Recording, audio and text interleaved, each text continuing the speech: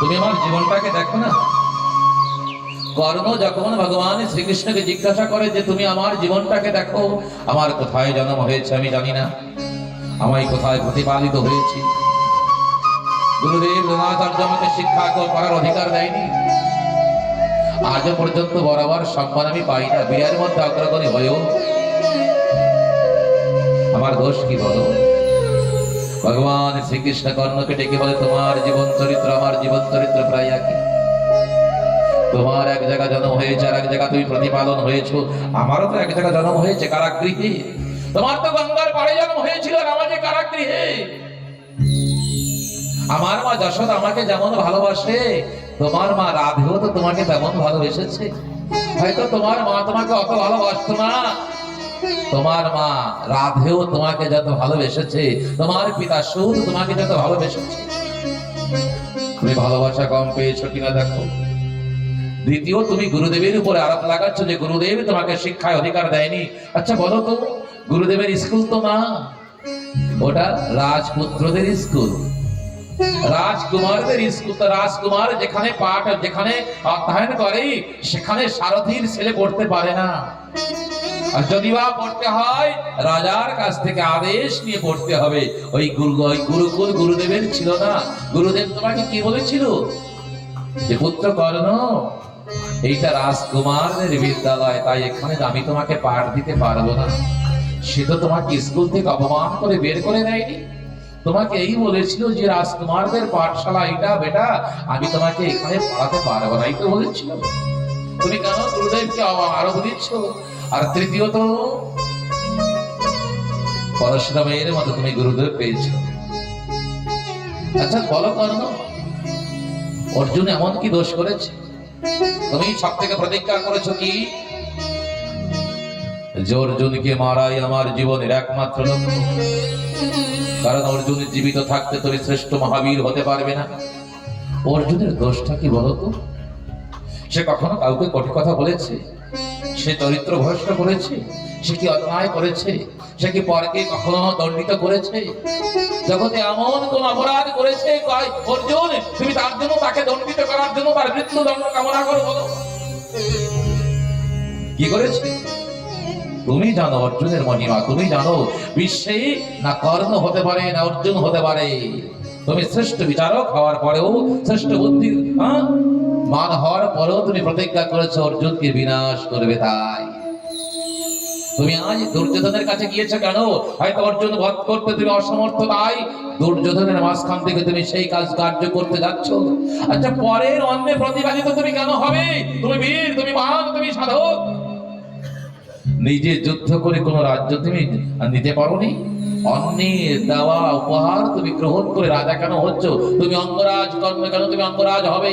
কেন তুমি পরিপূর্ণ রাজ্যের রাজা হওনি? আর দ্বিতীয়ত, যে তোমাকে রাজত্ব দিয়েছে সে রাজ্য তো তার না, ও রাজ্য পাণ্ডুর। ও রাজ্য পাণ্ডুর। পাণ্ডুর অবর্তমানে বিদুর ধৃতরাষ্ট্রকে কোথায় সিংহাসনে বসিয়ে রেখেছিল, তার যুবরাজ হচ্ছে দুর্যোধন। সে তোমাকে দেওয়ার অধিকার থেকে পেয়েছে, তোমার সবই তো মিথ্যা। কিন্তু দেখো, আমাকে দেখো, কারাগৃহ থেকে বেরিয়েছি, গোকুলে, গোকুল থেকে নন্দালয়ে, নন্দের আলয় থেকে মথুরা, মথুরা থেকে দ্বারকাপুরে এসেছি। কই আমি তো সত্যকে ছাড়িনি, কই আমি তো অসত্যকে গ্রহণ করিনি। তা আমি যদি অসত্যকে গ্রহণ না করে জীবিত থাকতে পারি, তুমিও অসত্যকে গ্রহণ না করে জীবিত থাকতে পারতে। কর্ণ আর কৃষ্ণের মধ্যে এতটুকু ব্যবধান যে তাদের জন্ম একই রকম হয়েছে। তুমি প্রকৃতির সঙ্গে মিলতে গিয়ে দুরাচারীদের সঙ্গে হাত মিলিয়েছো, আর আমি দুরাচারীদের বিরুদ্ধে দাঁড়িয়ে রয়েছি, দাঁড়িয়ে থাকবো। তাই আমি কৃষ্ণ আর তুমি কর্ণ। আমি জিতে গেছি, তুমি পরাজিত। তাই আমাকে যে অনুসরণ করবে সেই জিতবে, তোমাকে যে অনুসরণ করবে সে পরাজিত হতে হবে।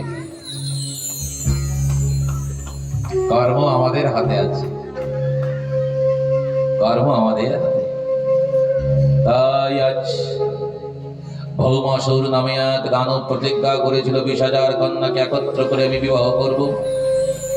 এক এক করে সে 16,100 কন্যাকে একত্র করেছিল। এমন সময় ভুল করে স্বর্গে গিয়ে দেবমাতা অদিতির অপমান করে। দেবরাজ ইন্দ্র ভগবানের কাছে যায়, কারণ ভৌমাসুরের সঙ্গে যুদ্ধে সে অসমর্থ। ভগবান দেবরাজ ইন্দ্রের প্রার্থনা শ্রবণ করে সেই বহুমাসুরের রাজ্যে প্রাগ জ্যোতিষপুরে গিয়েছে,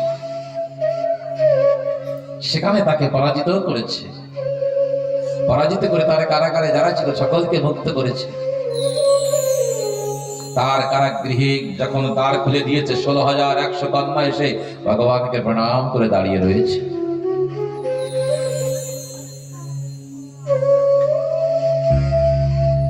বলছে, প্রভু আমাদের কি হবে? বলছে, তোমরা যার যার রাজ্যে যাও, যার যার বাড়িতে যাও। বলছে, আমি সত্য যুগ থেকে এখানে, আমি ত্রেতা যুগ থেকে এখানে, আমি দ্বাপর যুগের প্রথম অবস্থা থেকে এখানে। আমার যাওয়ার কোথাও নেই, আমার যাওয়ার মাত্র একটি জায়গা রয়েছে, মৃত্যুলোক। তাই মৃত্যু লোকে যেতে চাই না প্রভু, তোমার দর্শন যখন পেয়েছি, তোমার চরণের সেবিকা হয়ে থাকতে চাই, তোমার চরণের দাসী হয়ে থাকতে চাই। ভগবান বলছে, ঠিক আছে, তোমরা যখন দাসী হতে চেয়েছো, তোমাদের যথা সম্মান দেওয়া হবে। মেয়েরা দাসী হতে পারে না, মেয়েরা দাসী হতে পারে না। মেয়েরা পুরুষের শক্তি, মেয়েরা পুরুষের সংকল্প, মেয়েরা পুরুষের সমস্ত কিছু। তাদেরকে সম্মান দিলেই পুরুষের সম্মান বাড়ে। তোমাদের দাসী করে আমি রাখতে পারবো না। চলো তোমরা দ্বারকায় যথাসময়ে তোমাদের যথা সম্মান দেওয়া হবে। তাই তাদেরকে দ্বারকায় নিয়ে কোন একদিন শুভ লগনে 16,100 বিবাহ মণ্ডপ তৈরি করে ভগবান মায়াপতিত এই 16,100 রূপ ধারণ করে সকলের সঙ্গে বিবাহ করেছে এবং সকলে কামনা করেছিল আমরা যেন 10 সন্তানের মা হতে পারি, 10 পুত্রের মা হতে পারি। ভগবান তাই তাদের আশীর্বাদ দিয়েছিল, তোমরা সকলেই 10 পুত্রের মা হবে। 16,108 গুণ 10 কত হয়? 1,61,080। কিন্তু ভগবান কোন পুত্রদের ছেড়ে দেয়নি, তাদের জন্য সুন্দর শিক্ষা দেওয়ার জন্য গুরুবর্গদের রেখেছে। মাঝে মাঝে নিজেও বসেছে, মাঝে মাঝে নিজেও বসেছে। কেন? তাদের শিক্ষা দেওয়ার জন্য। জানাতের একটা নীতি আছে, যে বাবা ছোটবেলায় তার ছেলেকে না মারে, বড় হলে সেই ছেলে তার বাবাকে মারে, পিটায়। কথার তাৎপর্য এই, কোন বাবা মা চায় না যে তাকে তার ছেলেকে পিটানো হোক, না, তাকে দণ্ডিত অর্থাৎ তাকে শাসন করা।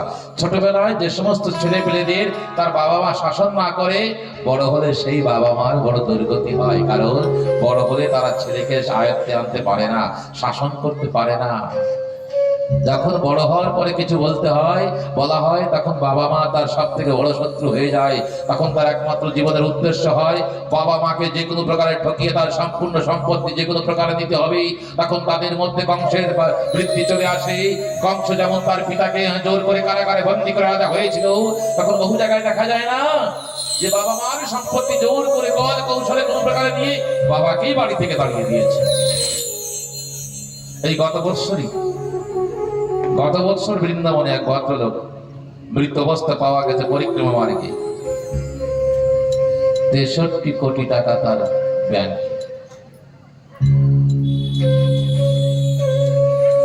তার মেয়ে দিল্লি সুপ্রিম কোর্টের উকিল, ছেলে আমেরিকায় চাকরি করে। তার আইডিতে সব পাওয়া গেছে। যখন ওই কোন একটা সংস্থা ফোন করেছে, না মেয়ে এসেছে না ছেলে এসেছে, বলছে আমাদের কাছে সময় নেই, তোমরা যা পারো করে দাও। ছেলে শিক্ষিত হলেই হবে না, উকিল হলেও কাজ হবে না, বিদেশে কাজ করলেও কাজ হবে না, তাকে সংস্কার দিতে হবে। যে সংস্কার দিতে বলে গেছে তার জীবনে এই পরিবর্তন ঘটবে। বৃদ্ধকালে বৃদ্ধাশ্রমে তোর জায়গা মিলবে কিনা কে জানে। হয়তো বৃদ্ধাশ্রমে গিয়েও বলতে পারে যে আমার বাবাকে স্থান দেবে না। ছেলেকে একটু কম পড়া তাও চলবে, প্রাইভেট স্কুলে না পড়ে সরকারি স্কুলে পড়া তাও চলবে। সংস্কার দিতে ভুলো না, সংস্কার দিতে গেলে তো নিজেকে করতে হবে না। নিজেই যদি সংস্কারিত না হই, নিজেই যদি বাড়িতে কাজ থেকে এসে কলহ করে, নিজেই যদি বিচারবিহীন হই, নিজেই যদি চলতে বাসত রাস্তায় চলি, গলত মার্গে চলি। বলেছিলাম না একটা দিন, দ্বিতীয় দিন হয়তো বলেছিলাম, এই ছত্তিশগড়ে আমাদের নিমন্ত্রণ করেছিল এক বাড়িতে। তা মা বলছে যে বাবারা এসেছে, একটু মা মিষ্টি নিয়ে আসো। তো ভদ্রলোক মিষ্টি নিয়ে যখন বাড়িতে নেমেছে, তখন কি করেছে, ওই ছোট্ট মেয়ে পাশে কোলে উঠিয়ে নিয়েছে। যখন কোলে উঠিয়ে নিয়েছে, তখন মেয়ে বলছে ছাড় ছাড় আমাকে ছাড়, বলতে বলতে মেরে দিয়েছে মুখে একটা। তোর মুখের থেকে মদের গন্ধ বেরোচ্ছে, আমাকে ধরবি না কোনোদিন। আরো 2-4টা বকুনি দিয়ে দিয়েছে।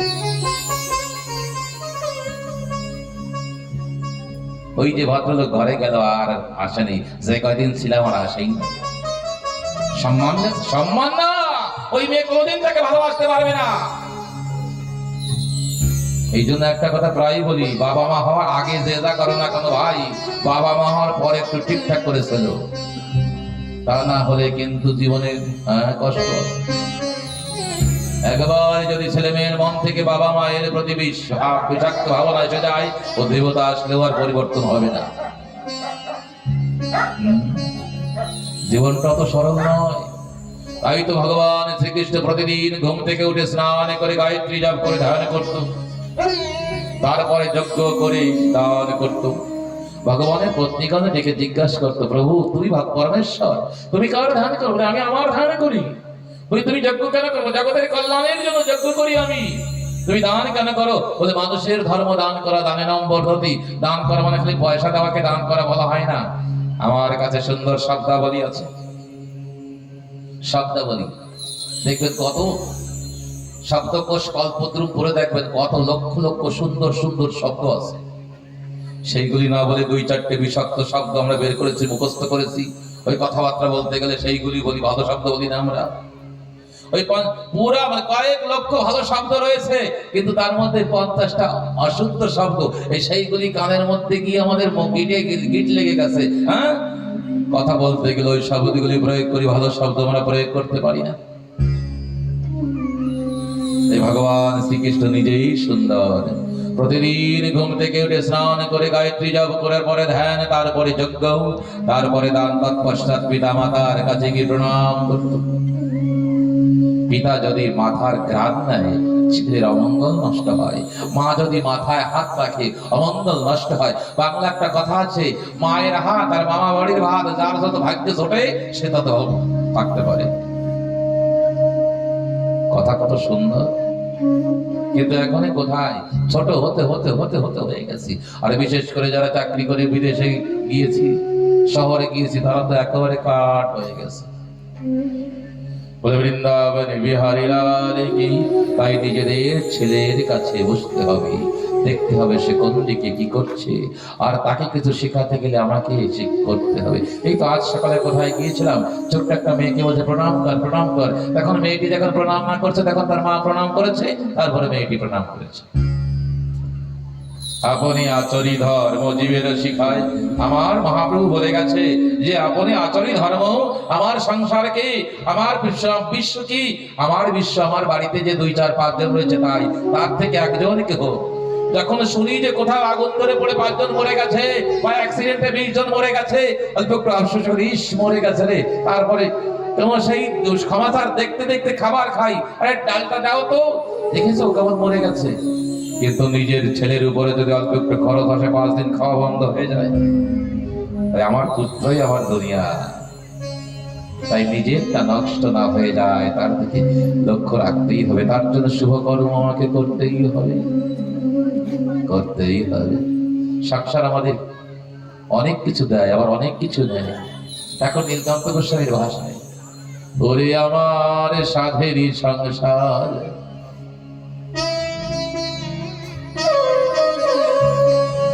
জনম ভরে সংসার করে শান্তি নাই আমার।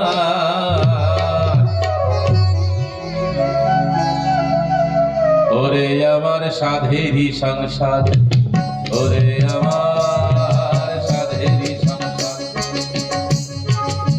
জনম ভরে সংসার করে শান্তি নাই আমার। ওরে আমার, ওরে আমার, ওরে আমার সাধেরই সংসার।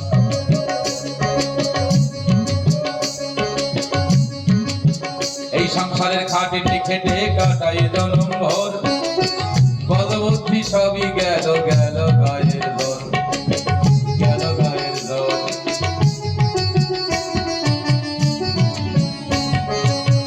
তবু একই জ্বালারি পালা, আমার জ্বালাই সকাল সন্ধ্যাবেলা। আমার সোনার তনু হলো কালা, আমার সোনার তনু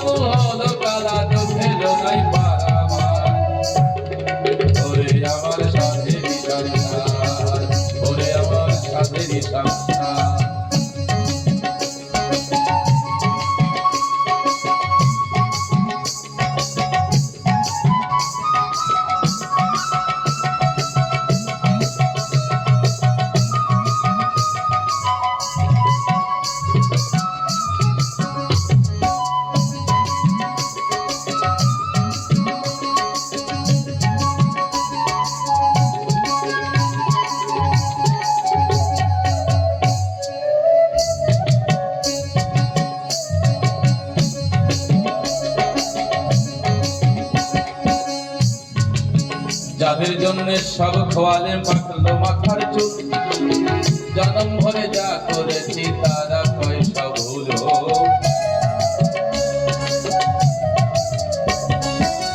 জনম ভরে যাদের জন্য সব খোয়ালেন পাকলো মাথার চুল, জনম ভরে যা করেছি তারা কয় সব হলো।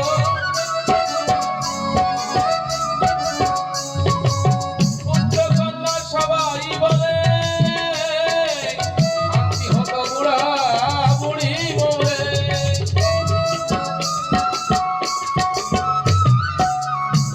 এরা কাজ করে না সদায় গেলে, ওরা কাজ করে না সদায় গেলে তো ফেলো নাই পারাবার। ওরে আমার সাথের সংসার, ওরে আমার সাথের সংসার।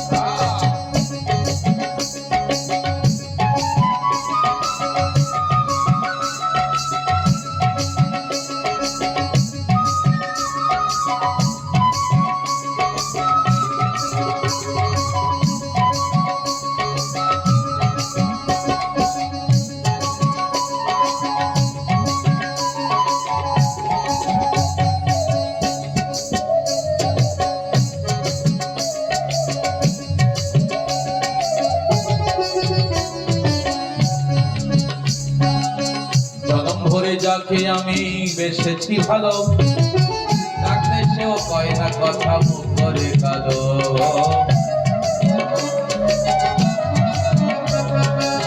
জনম ভরে যাকে আমি বেসেছি ভালো, ডাকলে সেও কয় না কথা মুখ করে কালো।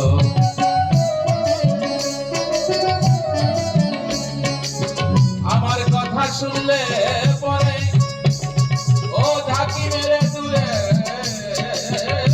সরে,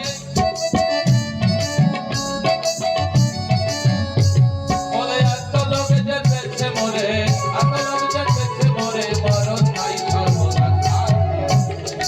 ওরে আমার সাথের সংসার, ওরে আমার সাথের সংসার। নীলকান্ত কয় পাগল মন, শুনে সময় থাকতে সরল পথ দিলাও আগে জেনে।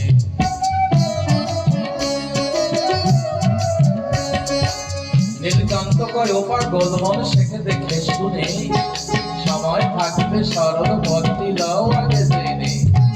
দেরি হয়ে গেলে কিন্তু কিছু হবে না, মনের মধ্যে বাড়বে কিন্তু শুধু জানো না। তখন শুধু আফসোস আর শুধু তোকে যা, তখন কিন্তু থাকবে না রে কোনো গায়ে বল। থাকিতে মন পাগলা একবার চিন্তা করো, চিন্তন করে চিন্তামণিকে ধরো। একবার যদি শুভ কর্ম আরম্ভ করিবে, নিশ্চয়ই জীবন শুভময় হবে। অশুভতা দূরে যাবে, অশান্তি দূরে যাবে, শান্তির মাঝে থাকিয়া শান্তি গতিকে পাবে। অভ্যাস করিতে যখন তুমি করিবে, একদিন না একদিন তুমি সুন্দর হইবে। তুমি যখন সুন্দর হবে পাবে আনন্দ ভারী, মনে আনন্দে ভজিবে সে গোলকের হরি, মনের আনন্দে ভজিবে সে গোলকের হরি। নিত্য ভজনের মাঝে সময় কাটিবে, মনে মনে তাহার মাঝে রহিবে। ভাবনার মাঝে তা করিবে দর্শন, সাধক হইবে তোমার মানব জীবন। গৃহ তোমার ওই বৃন্দাবন হবে, গৃহের মধ্যে থাকে তুমি বৃন্দাবনেশ্বর পাবে। অপ্রাকৃত বাহরি তুমি শ্রীতে বাড়িবে, তোমার জনম তখন সার্থক হইবে।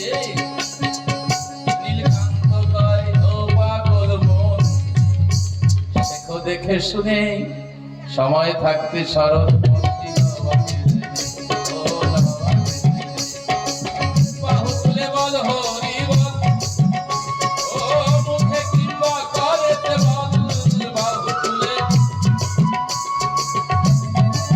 বাহু তুলে বল হরি বল, মুখে কিংবা মনেতে বল। বুঝে যাবে সকল জঞ্জাল, বুঝে যাবে সকল জঞ্জাল, বল গুরু চরণ ছাড়। ওরে আমার সাথের সংসার, ওরে আমার সাথের সংসার। জনম ভরে সংসার করে শান্তি নাই আমার, ওরে আমার সাধেরি সংসার। ভগবান শ্রীকৃষ্ণের পত্নীগণ ডেকে বলেছে আমাদের কি করণীয় কর্তব্য প্রভু? তখন বলছে তোমার একাদশী ব্রত করিবে। ভগবান শ্রীকৃষ্ণ নিজেদের পত্নীদের বলছে তোমরা একাদশী ব্রত করবে। বলছে একাদশী, বলছে একাদশীর মহিমা শুনতে চাও? বলে হ্যাঁ। তখন ভগবান শ্রীকৃষ্ণ তাকিয়ে সত্যভামার দিকে হাত উঁচু করেছে। সত্যভামা কেঁপে উঠেছে। যখন সত্যভামার দিকে তাকিয়ে হাত উঁচু করে সত্যভামা কেঁপে উঠেছে, বলছে সত্যভামা এইবার তুমি কিছু বলো। তখন সত্যভামা বলছে মাধবী লতা নামে একটি মেয়ে জন্ম নেয় ঋষিকেশে। 13 বৎসর বয়সে তার বিবাহ হয়। বিবাহের 3 মাস পরে তার স্বামী মারা যায়। স্বামী যখন মারা যায় তখন কি করবে? তখন সে আত্মহত্যা করতে গেছে। তখন কোন একজন বৈষ্ণব বলছে আত্মহত্যা করিস না ভাই, জীবনে কি কিছু পায় না মানুষ, কিন্তু অনেক কিছু পেতেও পারে। তুমি এক কাজ করো, দীক্ষা গ্রহণ করে তুমি 2টি ব্রত করো। একটি কার্তিক মাস নিয়ম সেবা ব্রত করো, আর একটি একাদশী ব্রত করো। কার্তিক মাস নিয়ম সেবা ব্রত করে আর একাদশী ব্রত করে। নিত্য নিয়মিত সদাচারী হো ভাই। বৎসরে একটা কার্তিক মাস ব্রত আর 24টা একাদশী ব্রত করে কঠোর ভাবে নিয়মের সহিত। পরিপূর্ণ হয়ে যায় একাদশী প্রারম্ভ হতেই নাম জপ করতে বসে যায়। যতক্ষণ একাদশী থাকে ততক্ষণ নাম জপ করে, তারপরে উঠেছে পালন। সত্যভামা দেবী বলছে কালান্তরে সেই মাধবী লতার মৃত্যু হয়। কি করে? ওই একাদশী ব্রত করে, সাথে সাথে নিয়ম সেবা ব্রত করে। পরবর্তী জীবনে সেই মেয়েটি আর একটি মেয়ে হয়ে জন্মগ্রহণ করেছে। আর সেই মেয়ে তার পূর্ব জীবনের ভাগ্যের জোরে ভগবান শ্রীকৃষ্ণের পত্নীর হওয়ার অধিকার পেয়েছে। জানো সেই মেয়েটিকে? সেই মেয়েটি আর কেহ নয়, সত্যভামা আমি। যে মেয়ের বিবাহের 3 মাস পরে স্বামী মারা যায় এবং যে মেয়ে মৃত্যু বরণ করতে লাফিয়ে করতেছিল গঙ্গায়, কোন একজন মহাজন তাই বলছে না, মহাজন অর্থাৎ বৈষ্ণবের কৃপা যদি হয় জীবন পরিবর্তন হয়ে যায়। জনমপি সজ্জন সঙ্গতি রেখা ভবতি ভবর নবে তরণ নৌকা। পলভর যদি কোনো সাধুর সঙ্গে মানুষের জীবনে বেশে, বৈষ্ণবের সঙ্গে বেশে, তার জীবনের পরিবর্তন ঘটে যায়, যেমন মাধবী লতার হয়েছিল।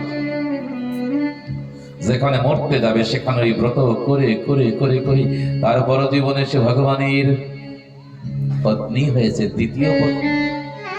সে আর কেহ নয়, সে সত্যভামা আমি নিজে।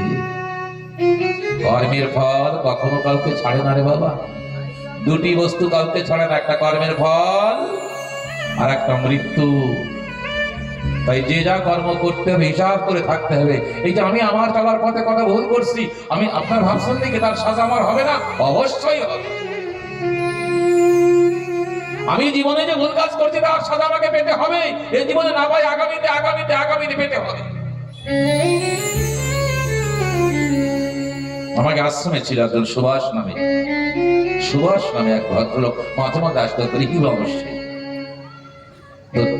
আশ্রমে আমরা তুলসীর মালা কাটতেছি, মালা কাটতে কাটতে ওনার পা একটু চুলকাছে, তার শিরিষ কাগজে কথা দিয়েছে, পাঁচ একটু ফেটে গেছে, রস বেরিয়েছে, 4-5 দিনের মধ্যে পা ফুলে গেছে।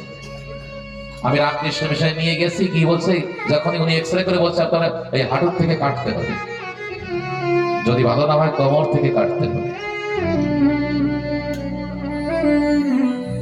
এখন উনি জিজ্ঞাসা করেছে আমি কতদিন বাঁচতে পারি? বলে 1 মাস তুমি বাঁচবে না যদি তুমি না কাটো নিজেকে। আমি ওনার কষ্ট দেখে বলছি বাবা চলেন দিল্লিতে যাই, দিল্লি বড় ডাক্তার কাছে যাই। তখন উনি বলছেন না বাবা নিস না, আমার এই পাপ পচে যাবে, আমি জানি। আমার কাকা আমাকে বড় ভালোবাসতো, 8-9-10 বছর পর্যন্ত আমাকে নিচে নামতে দেয়নি, কাঁধে করে নিয়ে চলতো, আমাকে বইতে বইতে কাকা ব্যাকা হয়ে গিয়েছিল। কিন্তু সংসারের মানুষ তো আমরা চলতে চলতে একদিন কলহ এমন ভাবে বেঁধেছে কাকার গায়ে পা লেগে গেছে। তখন বলেছে, বাবা রে, তোর ওই পায়ে ব্যথা না লাগে, ধুনো না লাগে, তার জন্য আমার বইতে বইতে পিঠ ব্যথা হয়ে গেছে। যে পায়ের ব্যথার জন্য আমি নিজেকে বাঁকা করে দিলাম, সেই পা দিয়ে আমাকে লাথি মারলি, তোর এই পা দেখবি মরার আগে পচিয়ে যাবে। তাই আমাকে বলছে, বাবা আমাকে ডাক্তারের কাছে নিস না বাবা, এ পা ভালো হবে না, অভিশাপ রয়েছে। বলেছিল, আমি কেঁপে উঠেছিলাম। তখন দুইজন সাধুকে দিয়ে অনেক বড় মোটা ব্যান্ডেজ করে নিয়ে তাকে বাড়ি পাঠিয়ে দিই, তৎকাল টিকিট করিয়ে। কর্মফল কাউকে ছাড়ে না, না আপনাকে, না আমাকে, না কাকে। এই যে যাওয়ার পথে আমার যত ভুল হচ্ছে অবশ্যই হবে। এই জীবনে না পাই আগামীতে পাবো, আগামীতে না পাই আগামীতে পাবো, পেতে হবে। তবে হ্যাঁ, এই জীবন আমার কাছে অবসর আছে, প্রারব্ধ হতে পারে। কুন্তী দেবী বলেছিল না, প্রভু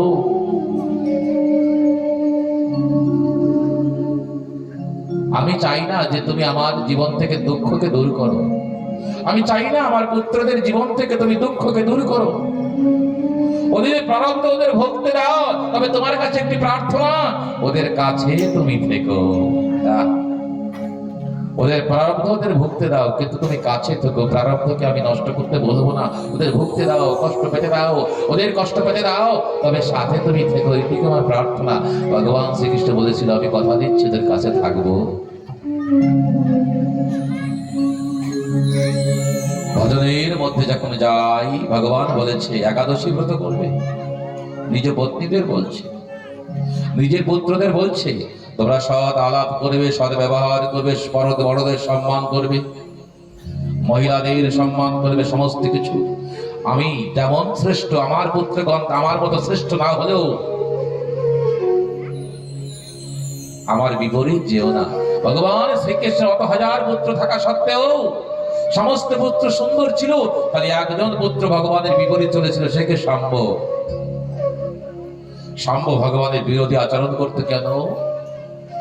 ভগবান শঙ্করের কাছে একদিন ভগবান শ্রীকৃষ্ণ বলে, হে সংহারকর্তা, এই যদুবংশকে আমি থাকতে থাকতে তোমাকে ধ্বংস করতে হবে, আমি না থাকলে এই পৃথিবীকে নষ্ট করে দেবে। তাই জাম্বুবতীর গর্ভে ভগবান শঙ্কর একাংশ জন্ম গ্রহণ করেছিল। কিসের জন্য? যদুবংশকে ধ্বংস করার জন্য।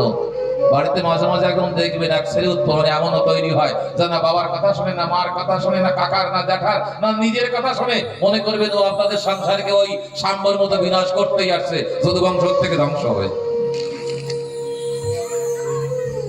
মনে করবেন ওই যদুবংশ ধ্বংসের মতোই সৃষ্টি হয়ে গেছে, ধ্বংস ধীরে ধীরে।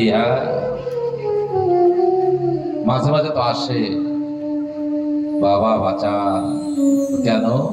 পুরো পরিবার নষ্ট করে দিয়েছে, আমার জমি নষ্ট করেছে, আমার জমি নষ্ট করে দিয়েছে, আমার অর্থ নষ্ট করে দিয়েছে, আমার ঘর নষ্ট করেছে, গিরবি করে দিয়েছে। কি কি কাণ্ড করে আপনারা সব জানেন সব আপনারা। অধিকার যেতে চাই না, তাই যার যার সংসার যতটুকু আছে, যেটুকু গেছে গেছে, গুছিয়ে দেওয়ার চেষ্টা করবেন।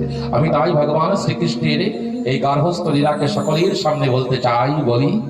ভগবান শ্রীকৃষ্ণের বাল্য লীলাকে আমরা সকলে জানি, ভগবান শ্রীকৃষ্ণের যে শ্রেষ্ঠ লীলার মহারাষ্ট্র তাও জানি আমরা, কিন্তু ভগবান শ্রীকৃষ্ণ বৃন্দাবনে থেকে মাত্র 10 বছর 8 মাস সেই লীলাগুলিকে জানি, আর বাকি প্রায় 100 বছর সংসারের মধ্যে থেকেই সংসারকে প্রতিপালন করে গেছে, সেগুলি আমরা জানি না, সেইগুলি আমাদের জানতে হবে। নিজে কর্ম করেছে, নিজে ধর্ম মেনেছে, আর ধর্ম সকলকে করিয়েছে, মানিয়েছে। যদি ধর্ম কার্য পরিপূর্ণ করতে সামনে কোনো বাধা এসেছে, কৌশল করে সেটাকেও ভগবান দূর করে দিয়েছে। আমাদের কাছে বিচার আছে, বুদ্ধি আছে, ভাবনা আছে। যখন মানুষ ধীরে ধীরে প্রসিদ্ধি লাভ করে, তখন তার কাছে আসে কি? সুরা সুন্দরী, চারবাক সিদ্ধান্ত। যখন মানুষের জীবনে কিছু প্রগতি আসে, তখন তার জীবনে দুটি আসে, সুরা সুন্দরী। আর সুরা সুন্দরী থেকে যে বেঁচে যেতে পারে, সে ভগবানের মতো পূজিত হয় জগতে। তাই ভগবান শ্রীকৃষ্ণের গার্হস্থ ধর্ম, পিতা মাতার কাছে গিয়ে সে বসত, কৃষ্ণচন্দ্র বসত, জিজ্ঞাসা করত, তোমাদের কি প্রয়োজন? বৃদ্ধ বয়সে শ্বশুর শাশুড়ি হোক, পিতা মাতা হোক, এরা কিন্তু অনেক কিছু চায় না। একজন বাড়িতে চাকর রাখলেও তার সঙ্গে হেসে কথা বলতে হয়, তাকে সকালে সন্ধ্যা চা বা তাকে খাবার দিতে হয়। পয়সার তো দূরের ব্যাপার, তার সঙ্গে খারাপ ব্যবহার করলে সেও থাকে না। কিন্তু আমরা বিশেষ করে বাড়িতে যারা বৃদ্ধ তাদের সঙ্গে তেমন সুন্দর ব্যবহার করি না কেন? দোষ করেছে কিনা? বৃদ্ধ বয়সী পিতা চায় না আমাকে 10,000 টাকার কোট দাও, 5,000 টাকা দামের শুজ দাও, বলে না সে যখন বাইরের থেকে কোনো ছেলে এসে বলে বাবা তুমি খেয়ে নিয়েছো তো, যখন তার পত্নীকে বলে তুমি জানো না আমার আসতে দেরি হয়, তুমি বাবাকে আগে খেতে দেবে, তুমি মাকে আগে শীঘ্র করে খাবার দেবে, একদিন একটু গরম গরম রুটি বানিয়ে খাবার দেবে, দেখবে মা ঘরের মধ্যে গিয়ে কান্না করে দিয়েছে আনন্দে যে আমার ছেলে আমার প্রতি কত খেয়াল রাখে। কিন্তু সেখানে তার ছেলে মেয়েদের মিলতে পর্যন্ত দেয় না তার বাবা মার সঙ্গে। লেখাপড়া জানে না, কুসংস্কার যুক্ত ওদের সঙ্গে মিশলে আমার ছেলে মেয়ে খারাপ হয়ে যাবে। তাই ভগবান শ্রীকৃষ্ণ সংসারকে সুন্দর করতে বলেছে। নিজের পিতা মাতাকে পাঠিয়েছে গুরুদেবের কাছে ভজন করানোর জন্য। ভজন করো, ভজনের কোনো সময় নেই। যখন জাগলে চিত্ত তখনই প্রভাত হলো, যখন আমি ভজন করবো তখনই আমার প্রভাত হলো। মাঝে মাঝে তাকে দেখতে হবে জীবনে 50 বছর আমি কি পেয়েছি আর সামনে 30 বছর আমি কি পেতে পারি। আমার রূপ ছিল, গুণ ছিল, যোগ্যতা ছিল, ভালোবাসা ছিল, সমস্ত কিছু থাকা সত্ত্বেও আমার জীবনে 50 বছর বা 60 বছর আমি এই কিছু পেয়েছি, আর আগামী যে 20 বছর আছে আমি কি পেতে পারবো মানুষ বুঝে নিতে পারে।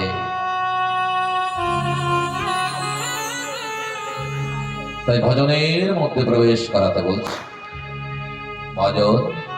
ভজন করলে কি হয়? ভক্তকে বশ মে হয় ভগবান। ভক্তের বাধ্য আমার প্রভু সুন্দর।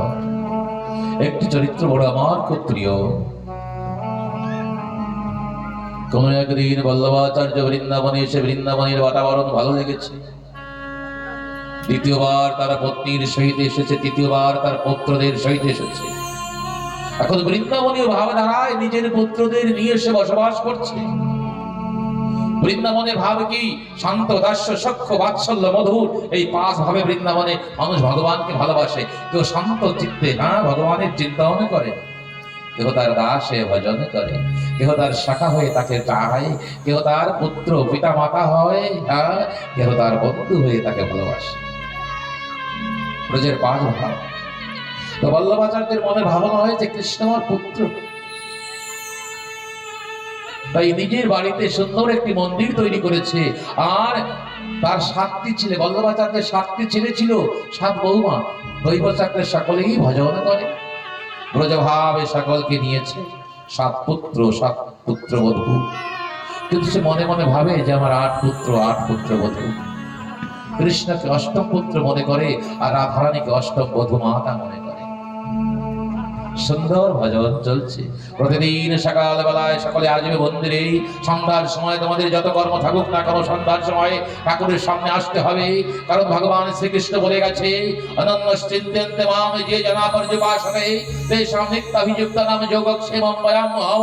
অনন্যশ্চিন্তা যে করে আমার, আমি বহন করি মোক্ষ ভার তার। যদি ভগবান শ্রীকৃষ্ণ আমাদের মোক্ষ ভার বহন করে, আমরা তার ভজন কেন করবো না?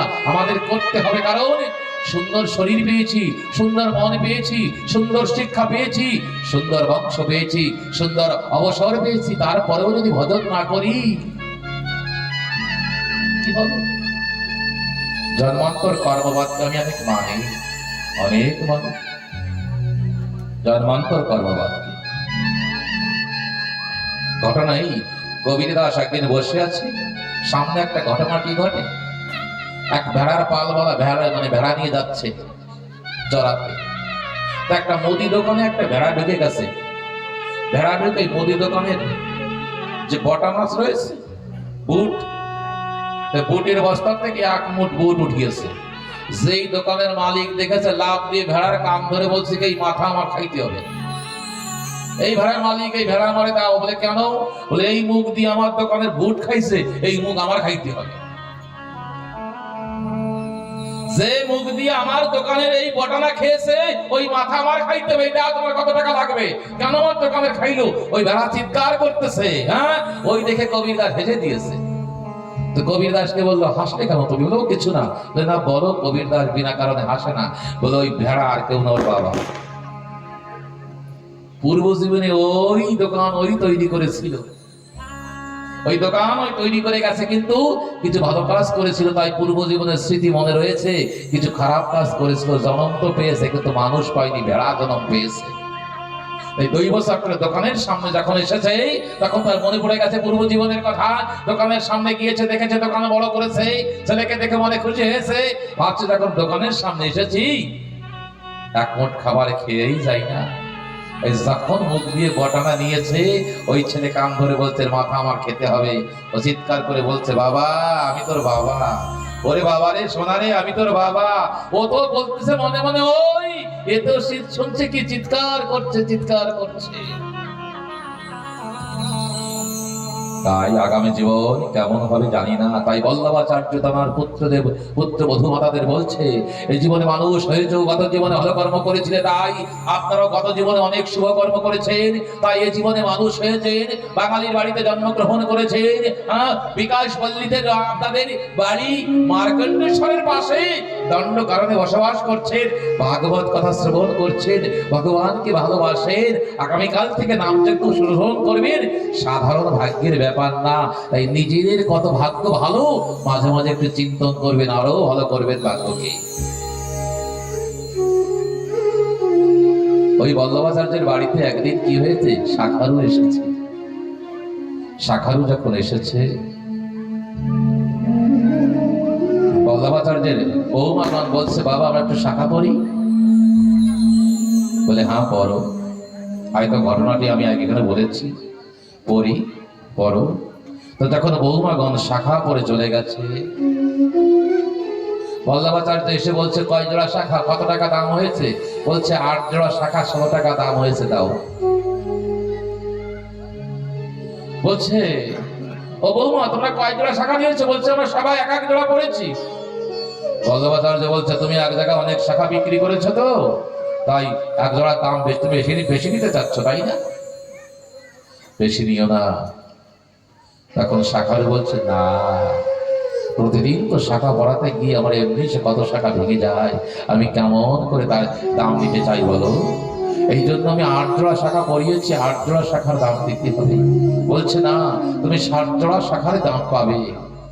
তখন শাখারু বলছে, এক কাজ করো, তোমার যে ছোট বৌমা তাকে আর একবার দেখিয়ে দাও না আমাকে। বল্লভাচার্য জানে যে তার ছোট বৌমা অনেক সুন্দরী। তখন বলছে, ও হো হো হো, এখনো তুমি রূপের পাগল? বয়স তো তোমার কম হয়নি, 70 বছর হয়ে গেছে, এখনো তুমি রূপ দেখতে ভালোবাসো? চলো আমি তো আছি, দেখি। এখন শাখারুর প্রতি একটু অশ্রদ্ধা ভাব হয়েছে। তখন ছোট বৌমা এসেছে, বলছে প্রণাম করো। যখন প্রণাম করেছে, বলছে এই আমার ছোট বৌমা। বলছে না, এরপরে কেউ এসেছিল। বলে এরপরে এসেছিল? বলে হ্যাঁ, এরপরে কেউ এসেছিল। আমার সমস্ত জীবনে আমি তো সবার হাত ধরেই তো অনন্ত মায়ের হাত ধরেছি, কিন্তু ওই হাত ধরার সঙ্গে সঙ্গেই আমার সম্পূর্ণ শরীরে আনন্দ শিহরণ জেগেছে, আমার চোখের থেকে কি জানে আনন্দ অশ্রু পতিত হয়েছে। জানো বল্লভাচার্য, তোমার এই কয়জন শাখা পড়ে যাওয়ার পরে সুন্দর একজন ধীরে এসে তার দুখানা হাত বাড়িয়ে দিয়েছিল। কি সুন্দর তার চাহনি, কত বড় বড় তার নয়ন, কি সুন্দর কারুণ্য ঘন তার দৃষ্টি। দুখানা হাত নীরবে এসে এগিয়ে দিয়েছে। যখন আমি হাত ধরেছি তখন আমার আনন্দে সরাসরি যেন কেঁপে উঠেছে। মনে হচ্ছে এর সঙ্গে আমার জন্মান্তরের সম্বন্ধ। যখন আমি হাত ধরেছিলাম তখন আনন্দে কেঁদে ফেলেছিলাম। আমি একবার তাকে দেখতে চাই, একবার তাকে দেখতে দাও। যখন এই কথা বলেছে, বল্লভাচার্যের মন পরিবর্তন হয়ে গেছে। কি জানি কি হয়, কি জানি কি হয়, কি জানি কি ভাবতে ভাবতে শাখারুকে ধরে নিয়ে যখন মন্দিরের দরজা খুলে দিয়েছে, দেখে রাধা রানীর হাতে এক জোড়া শাখা। দেখেই বল্লভাচার্য চিৎকার করে উঠেছে। শাখারুর পা ধরে বলছে, বন্ধু তুমি আমার সব থেকে বড় বন্ধু। আমার ঘরে যে রাধারানী আমন করে থাকে আমি জানতাম না, তুমি এসেছো তাই আমি জানতে পেরেছি যে রাধারানী তোমার হাতের থেকে শাখা পড়েছে। আমার বাড়িতে থেকে এই দৃশ্য যখন দেখেছে আস্তে আস্তে জানো শাখারু বসে পড়েছে। বল্লভাচার্যের পা ধরে বলছে, আমি জানতাম না তোমার বাড়িতে ভগবান থাকে। আমি যদি জানতাম তোমার বাড়িতে ভগবান আছে, আমি বহু পূর্বে তোমার বাড়িতে আসতাম। শাখারু বলছে, তোমার যা প্রয়োজন সব নিয়ে যাও, সব নিয়ে যাও, সব নিয়ে যাও। শাখারু বলছে, আমার আর কোনো কিছু প্রয়োজন নেই রে বন্ধু। যখন মন চাইবে তখন তুমি আমার জন্য একটু দরজা খুলে দিও। যখন মন চাইবে দৌড়িয়ে এসে তোমার শত পুত্র বধূকে আমি দেখতে চাই। বলতে বলতে কি করেছে, শাখার যে ব্যাগ ছিল দূরে ফেলে দিয়েছে, দূরে ফেলে দিয়েছে। কিন্তু কিছুক্ষণ পরে দৌড়িয়ে গিয়ে তার থেকে এক জোড়া শাখা এনে নিজের কাছে রেখে দিয়েছে। বল্লভাচার্য বলছে, তুমি শাখার ব্যাগ ফেললে বা কেন, দুখানা শাখা আনলে বা কেন? তখন শাখারও বলছে, যে হাত দিয়ে রাধা রানীর হাতে শাখা পরানো হয় সে হাত দিয়ে আর কোনো হাতে শাখা পরানো যায় না। আরে রেখেছি কেন, যদি কোনোদিন আবার রাধা রানী এসে দুখানা হাত এগিয়ে দেয় তখন যেন আমার শাখা খুঁজতে কোথাও না যেতে হয়, তার জন্য শাখাখানা আমি আমার কাছে রেখে দিয়েছি। ভজন করলে কি হয়, নাম জপ করলে কি হয়, ভগবান আমাদের বাড়িতে এসে বসবাস করতে পারে, আমাদের মতো থাকতে পারে, সবাই বলে তার কৃপা আমরা দর্শন করতে পারে। তাই অনেক নাম করবে, ভগবান তো তাই বলে গেছে, নাম করো নাম করো। बोले वृंदावन बिहारी लाल की जय हो, कृष्ण कन्हैया लाल की जय हो, भक्त वत्सल भगवान की जय जय श्री राधे श्याम। আমাদের জীবনে সে আসতে পারে। বনিজা আনন্দ মনে বাজে চরণে নুপুরে রুনু ঝুনু তার বনে যা বনে যা। আনন্দ মনে বাজে চরণে নুপুরে রুনু ঝুনু তার বনে যা।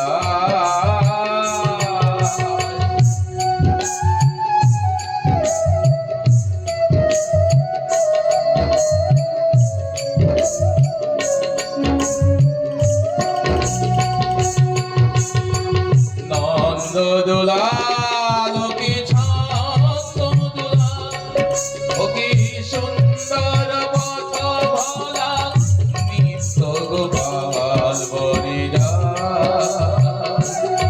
বনে যা। আনন্দ দুলাল বাজে চরণে দুপুরে রুনু ঝুনু তার বনে যা।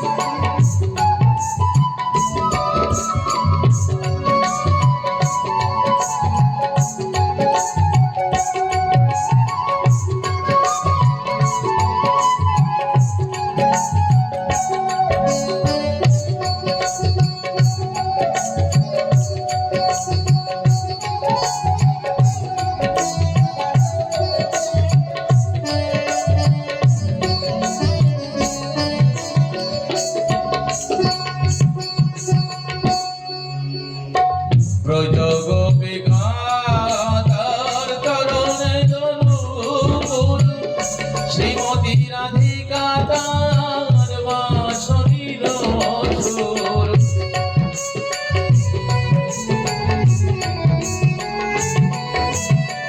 ব্রজ গোপিকা তার চরণে তনুকুল শ্রীমতী রাধিকা তার বাঁশরীর সুর।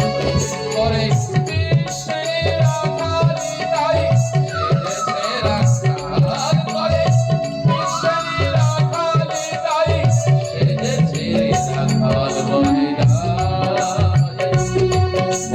যায় আনন্দ দুলাল বাজে চরণে নুপুরে ধুনু ধুনু তার। বনে যায় ছন্দ দুলাল কি ছন্দ দুলাল, ও কি সুন্দর পথ ভরা নিত্য গোপাল। বনে যায় বনে যায় বনে যায়।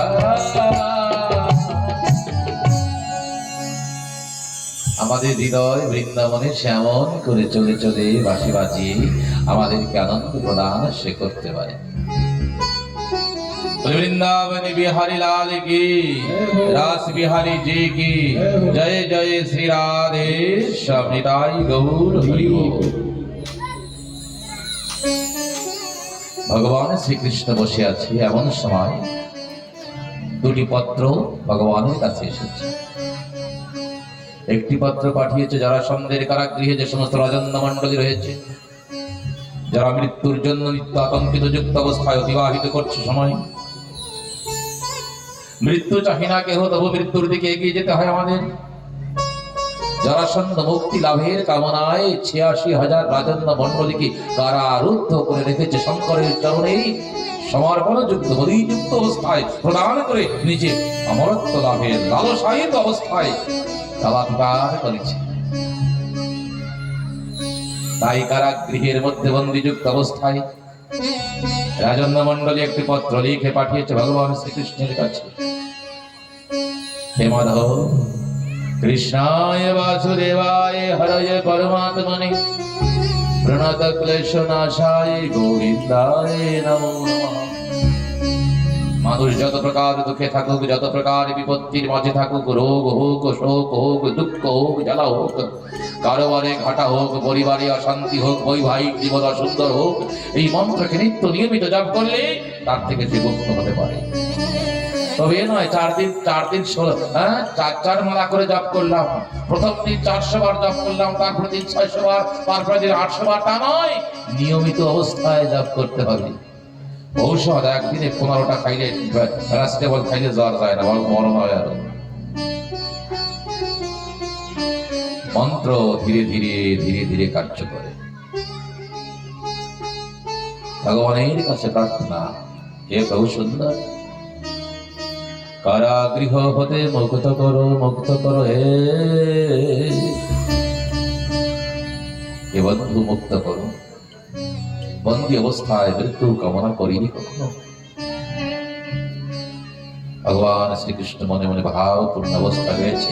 এমন সময় একটি পত্র কি রাখে, ধর্মরাজ যুধিষ্ঠির পাঠিয়েছে। যজ্ঞেশ্বর, ঋষিগণ আগ্রহ করছে রাজস্ব যজ্ঞ করিবার কারণে, আজ্ঞা করিতেছে, কিন্তু যজ্ঞেশ্বর বিনা যজ্ঞ অপূর্ণ হইয়া যাইবে। তাহার কারণে ভবন্তনী করে প্রার্থনা, আজ্ঞা করো তুই আগ যাদস্য যজ্ঞ, উপদেশ করো তো ভবরতি। আপনি আজ্ঞা করুন, আমার কি করণীয় কর্তব্য? যেখানে যজ্ঞেশ্বর রহিয়াছে সেখানে আমার কিছু নিজের চিন্তায় কিছু করার কারণে আসে না। ভগবান শ্রীকৃষ্ণ বলেছে, হ্যাঁ, একই কার্যে ২ কার্য পূর্ণ হইবে। ভগবান শ্রীকৃষ্ণ ইন্দ্রপ্রস্থে বর্তমান যে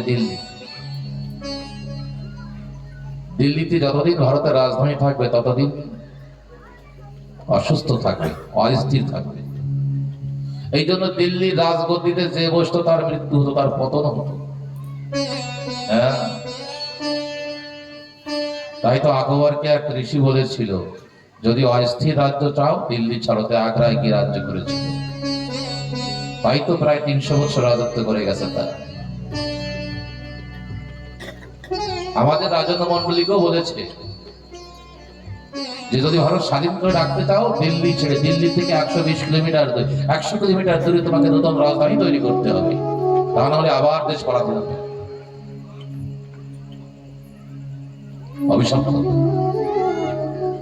প্রথম অভিশাপ কে দিয়েছে? নাগগণ অভিশাপ দিয়েছে। ওটা খণ্ডব বন ছিল যেখানে নাগগণ বসবাস করত।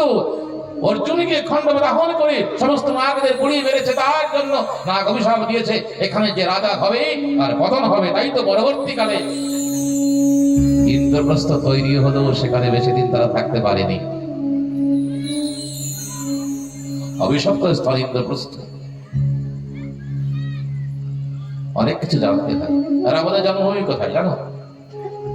দিল্লির পাশে নয়ডা আছে না, ওইখানে রাবণের জন্মভূমি। আমি 2 বার গিয়েছি। বিশ্বশ্রবা ঋষির আশ্রম, যেখানে ছোটকালে রাবণে কুম্ভকর্ণ, বিভীষণ আর শূর্পণখা পূজন করেছে, সে মন্দির আমি পূজন করে আসছি। গ্রামের নাম বিশ্রাক। সেই আদিকালে সেই ত্রেতাযুগের মন্দির রয়েছে। ভারতবর্ষ অনেক বড়, খুঁজে খুঁজে দেখতে পায়। তাই ইন্দ্রপ্রস্থে এসেছে। ইন্দ্রপ্রস্থে এসে কাকে? যুধিষ্ঠিরকে বলেছে তুমি রাজস্ব যজ্ঞ করো, কিন্তু সর্বপ্রথম জরাসন্ধকে নিপাত করতে হবে। তাই তো ভীম আর অর্জুনকে ব্রাহ্মণ নিয়ে সাথে নিয়ে ব্রাহ্মণের বেশ ধারণ করে বিহারে গিয়েছে। কোথায়? দিল্লি আর কোথায় বিহার? জরাসন্ধের দেশ বিহার। সেখানে গিয়ে তার কাছে যুদ্ধ চেয়েছে। যুদ্ধ চেয়ে তাকে যুদ্ধে 28 দিনের দিন পরাজিত করেছে। আমরা জানি যুদ্ধে ভীম পরাজিত হয়ে এখন পালিয়ে যাওয়ার জন্য ব্যস্ত। ভগবান শ্রীকৃষ্ণ বলছে তুমি পালিয়ে যেও না, আজ যুদ্ধে গিয়ে যখন তুমি হারবে আমার দিকে তাকাবে। যখন আজ মার পড়েছে তাকাচ্ছে, তখন একটাই খড় উঠিয়েছে, 2 খণ্ড করে দেখিয়েছে। ভীম তার 2 শরীরকে ফেড়ে ফেলেছে জানি, কিন্তু আবার লেগে যায়। পরবর্তীকালে যখন বলেছে, ভগবান আবার ইঙ্গিত করেছে 2টাকে 2 পাশে ফেলতে বলছে, তাই করেছে, আর জড়ো থাকেনি। ভীম তখন রাত্রে এসে ভগবান শ্রীকৃষ্ণকে বলে তুমি আমাকে ভালোবাসো না। বলে কেন? তুমি যদি আমাকে ভালোবাসতে এই 28 দিন আমাকে মার খাওয়াইতা। কি মারটা না মেরেছে, মাঝে মাঝে মনে হতো হাড় বুঝি ভেঙে গেছে, আমি আর বাঁচবো না বুঝি। ভগবান শ্রীকৃষ্ণ হেসে বলছে না না, মৃত্যু তা নয়, যার যার জীবন যুদ্ধ তাকেই করতে হয়, ওখানে আমি যেতে পারি না। আর সব থেকে বড় ব্যাপার, তোমার মনে অহংকার ছিল, আজ তুমি পরাজিত হয়ে আমার কাছে বলছো কি করে জরাসন্ধকে হারানো যায়, তুমি বলো। তুমি প্রথম দিন যদি আমার কাছে বলতে, প্রথম দিন থেকে জরাসন্ধকে হারিয়ে দিতে পারতে। তুমি যদি আমাকে প্রথম দিন জিজ্ঞাসা করতে আমার কি করতে হবে, আমি তোমাকে বলতাম, এই পরামর্শ দিতাম। আজ যে পরামর্শ 28 দিন পরে দিয়েছি, ওই পরামর্শ আমি জীবনের প্রথম দিন দিতাম। কিন্তু তুমি আমার কাছে জিজ্ঞাসা করোনি, কারণ তোমার কাছে অহংকার ছিল আমি ভীম। এই অহংকারেই তো মানুষের জীবন শেষ যায়, ঝুঁকতে পারে না। যে ঝোঁকে সেই পায়, যে ঝুঁকেছে সেই পেয়েছে। কাদের কাছে ঝুঁকতে হয়? সম্মানীয় ব্যক্তির কাছে।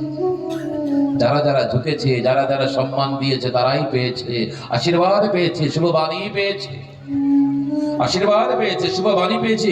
এক একটা কথায় জীবন পরিবর্তন হয়ে যায়। জীবনকে পরিবর্তন করতে গেলে অনেক কথার প্রয়োজন হয় না, 1টি বা 2টি কথার প্রয়োজন। কিন্তু সেই কথাটি যে কোনটি হবে সেইটি আমি জানি না। রাজ সুযোগ্য পরাজ রাগ আরম্ভ হয়েছে। এখানেও ভগবানের আর এক রূপ। সবাইকে সমস্ত কিছু দিয়েছে। দুর্যোধনকে দিয়েছে দান করতে, কর্ণকে দিয়েছে দান করতে। কারণ শত্রুকে যদি দান করতে দেওয়া হয়, ধন ভাণ্ডার দেওয়া হয়, সে চায় বেশি বেশি নষ্ট হোক। মিত্র দান করতে পারে, মিত্র দান করতে পারে না। মিত্র সবসময় ভাবে কিভাবে আমার মিত্রর সম্পত্তি থাকুক থাকুক, তাই যেখানে 5 টাকা দেওয়ার দরকার সেখানে 3 টাকা দিয়ে কাজ পূর্ণ করতে চায়।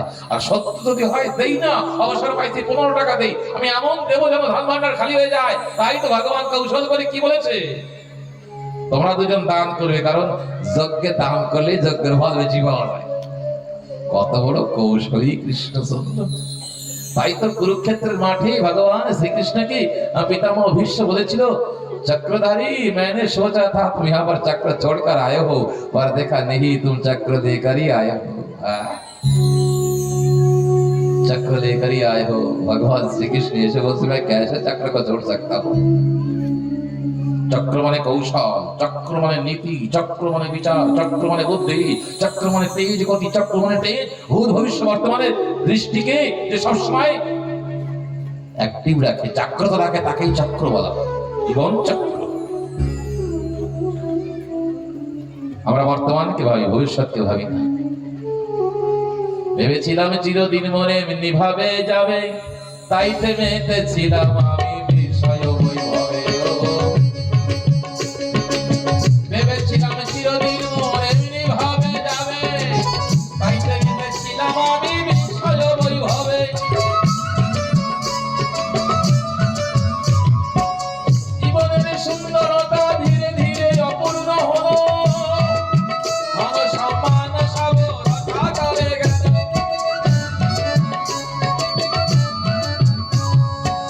শক্তিহীন আশাহীন ভালোবাসাহীন হয়ে অকাল কুসুমান্তের মতো বেড়াইছি ঘুরিয়ে আমি। কাজল টানা আখি দুটি কত মধুময়, যার ভঙ্গিম কটাক্ষে তুমি ভুবন করো জয়।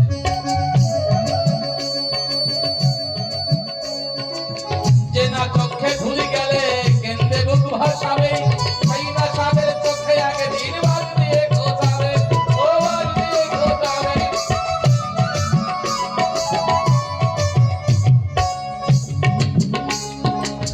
এই না সাদের দেহ মাঝে কত রসে ভরা, আই বলিয়ায় মন তুমি ধরা দেখো সরা।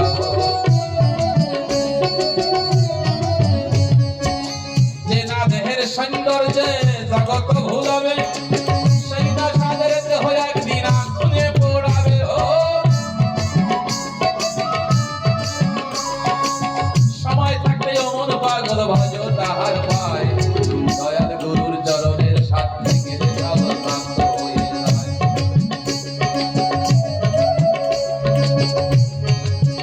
গুরু কৃষ্ণ বৈষ্ণব তিনি এক হয়, সমস্ত শাস্ত্রে কিন্তু এই গুড় তত্ত্ব কয়।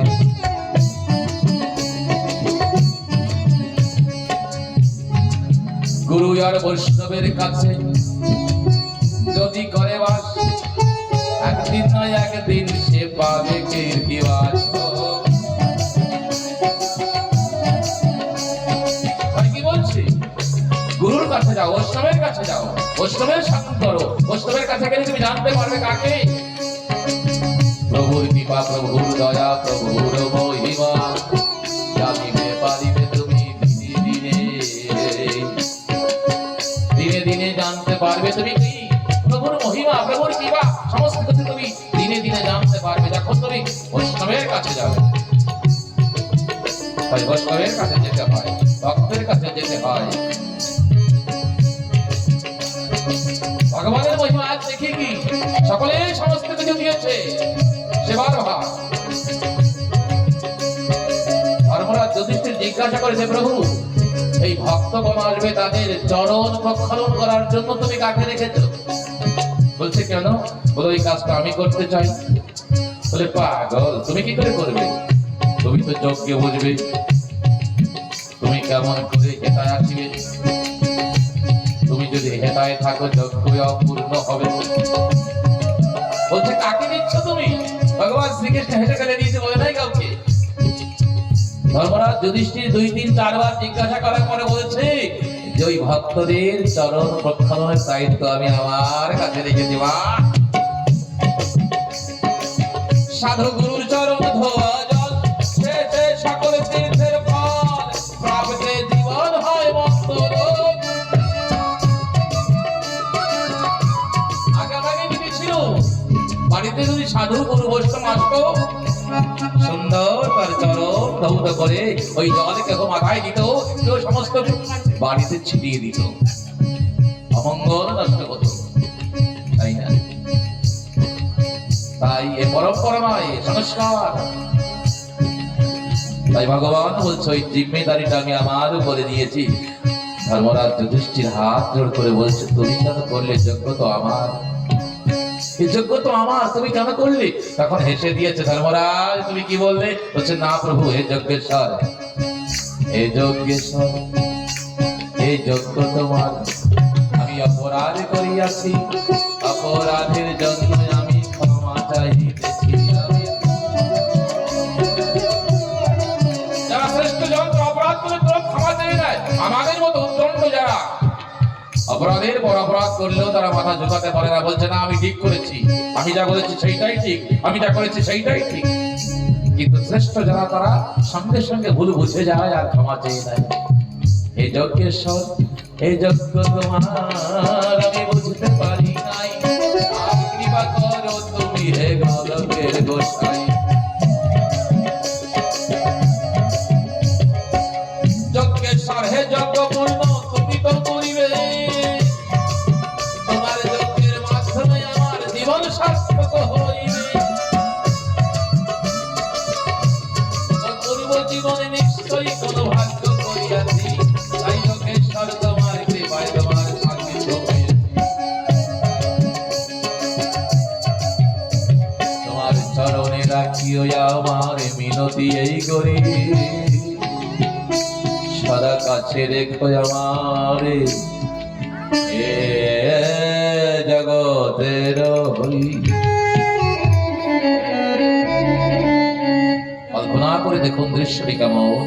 চারিদিকে যজ্ঞের কাজ চলছে, অসংখ্য অসংখ্য ভক্তগণ সেখানে আসতেই, কিন্তু যে রাস্তা দিয়ে সমস্ত ঋষিগণ যজ্ঞ করতে আসতেই যজ্ঞের মধ্যে প্রবেশ করছে, সেখানে আমার ভগবান দাঁড়িয়ে সকল ভক্তদের পায়ে জল দিয়ে নিজের উত্তর দিয়ে ওই চরণ প্রক্ষালন করিয়ে দিচ্ছে। পরে নারদ বলেছিল, প্রভু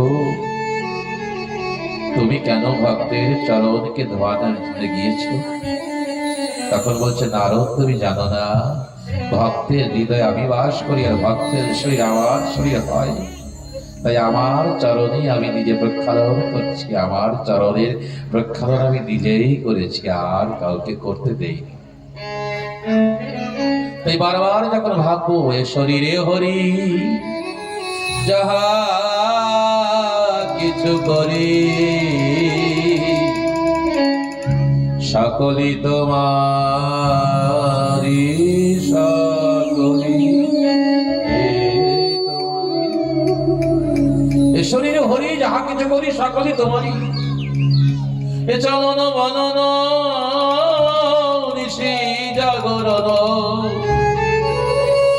কিছু নয়া মারি, কিছু নয়া মারি, সকলই তোমারি, সকলই তোমারি। এ শরীরে হরি, যাহা কিছু করি সকলই তোমারি, সকলই তোমারি। আমরা বুঝি না, তাই তাকে বুঝে যাই। ভগবান সকল ভক্তদের চরণ প্রক্ষালন করে দিয়েছে, সুন্দর রাস্য যজ্ঞ পরিপূর্ণ হয়েছে, চারিদিকে ধর্মরাজের জয় জয়কার হয়েছে। ভগবান যদি সাথে থাকে, সুন্দর একটি 4টি লাইফ পেয়েছিলাম। বিশ্ব দ্রোণ দৈবার জয়দ্রথ জলতার শকুনে উপাদ খণ্ডতায়, শল্যগ্রহ সদা বহে কৃপাচার্য স্রোত বহে কর্ণতায় বেলা ভূমি ভাই। সেই নদী দুর্গম গোষ্পদ করিয়া সম পাড়ি দিল ভাই পঞ্চজন, কৃষ্ণ দিল পারের তরি শ্রীহরি নিজে কান্ডারিয়ার কিবা আছে প্রয়োজন।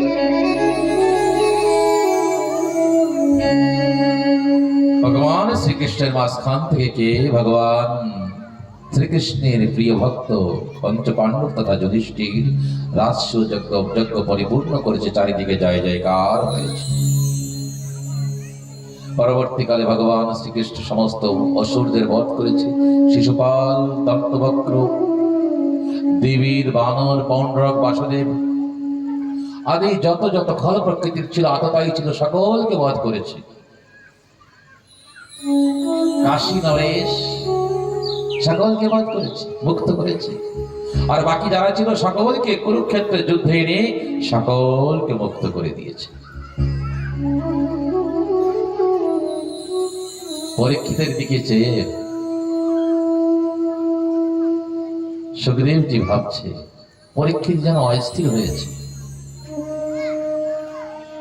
জিজ্ঞাসা করেছে প্রভু অর্থাৎ সুখদেব তার সেবককে, বলো মনে হচ্ছে তোমার মন ঠিক মতো গ্রহণ করছে না। বলছে প্রভু এই মার কাঠ এগুলি যেন তো ভালো লাগছে না। বলছে হ্যাঁ, তবু এগুলি তোমাকে শুনতে হবে। এইবার আমি ভগবানের প্রিয় এক ভক্তের জীবন চরিত্র তোমাকে শ্রবণ করাবো।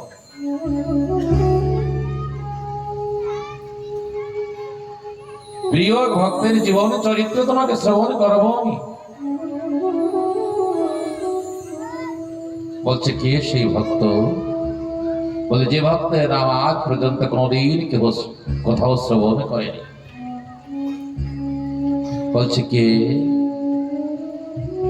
বলছে তার নাম সুদামা।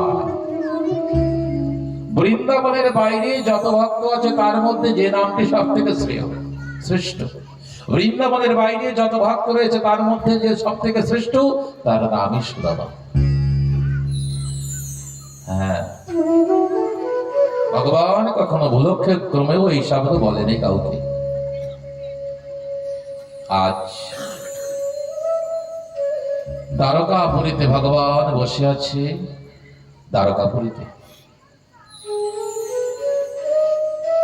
দ্বারকাপুরীতে যখন ভগবান বসে আছে শান্ত চিত্তে, তখন তার গুরুকুলের কথা বারবার মনে পড়ছে। গুরুকুলের কথা,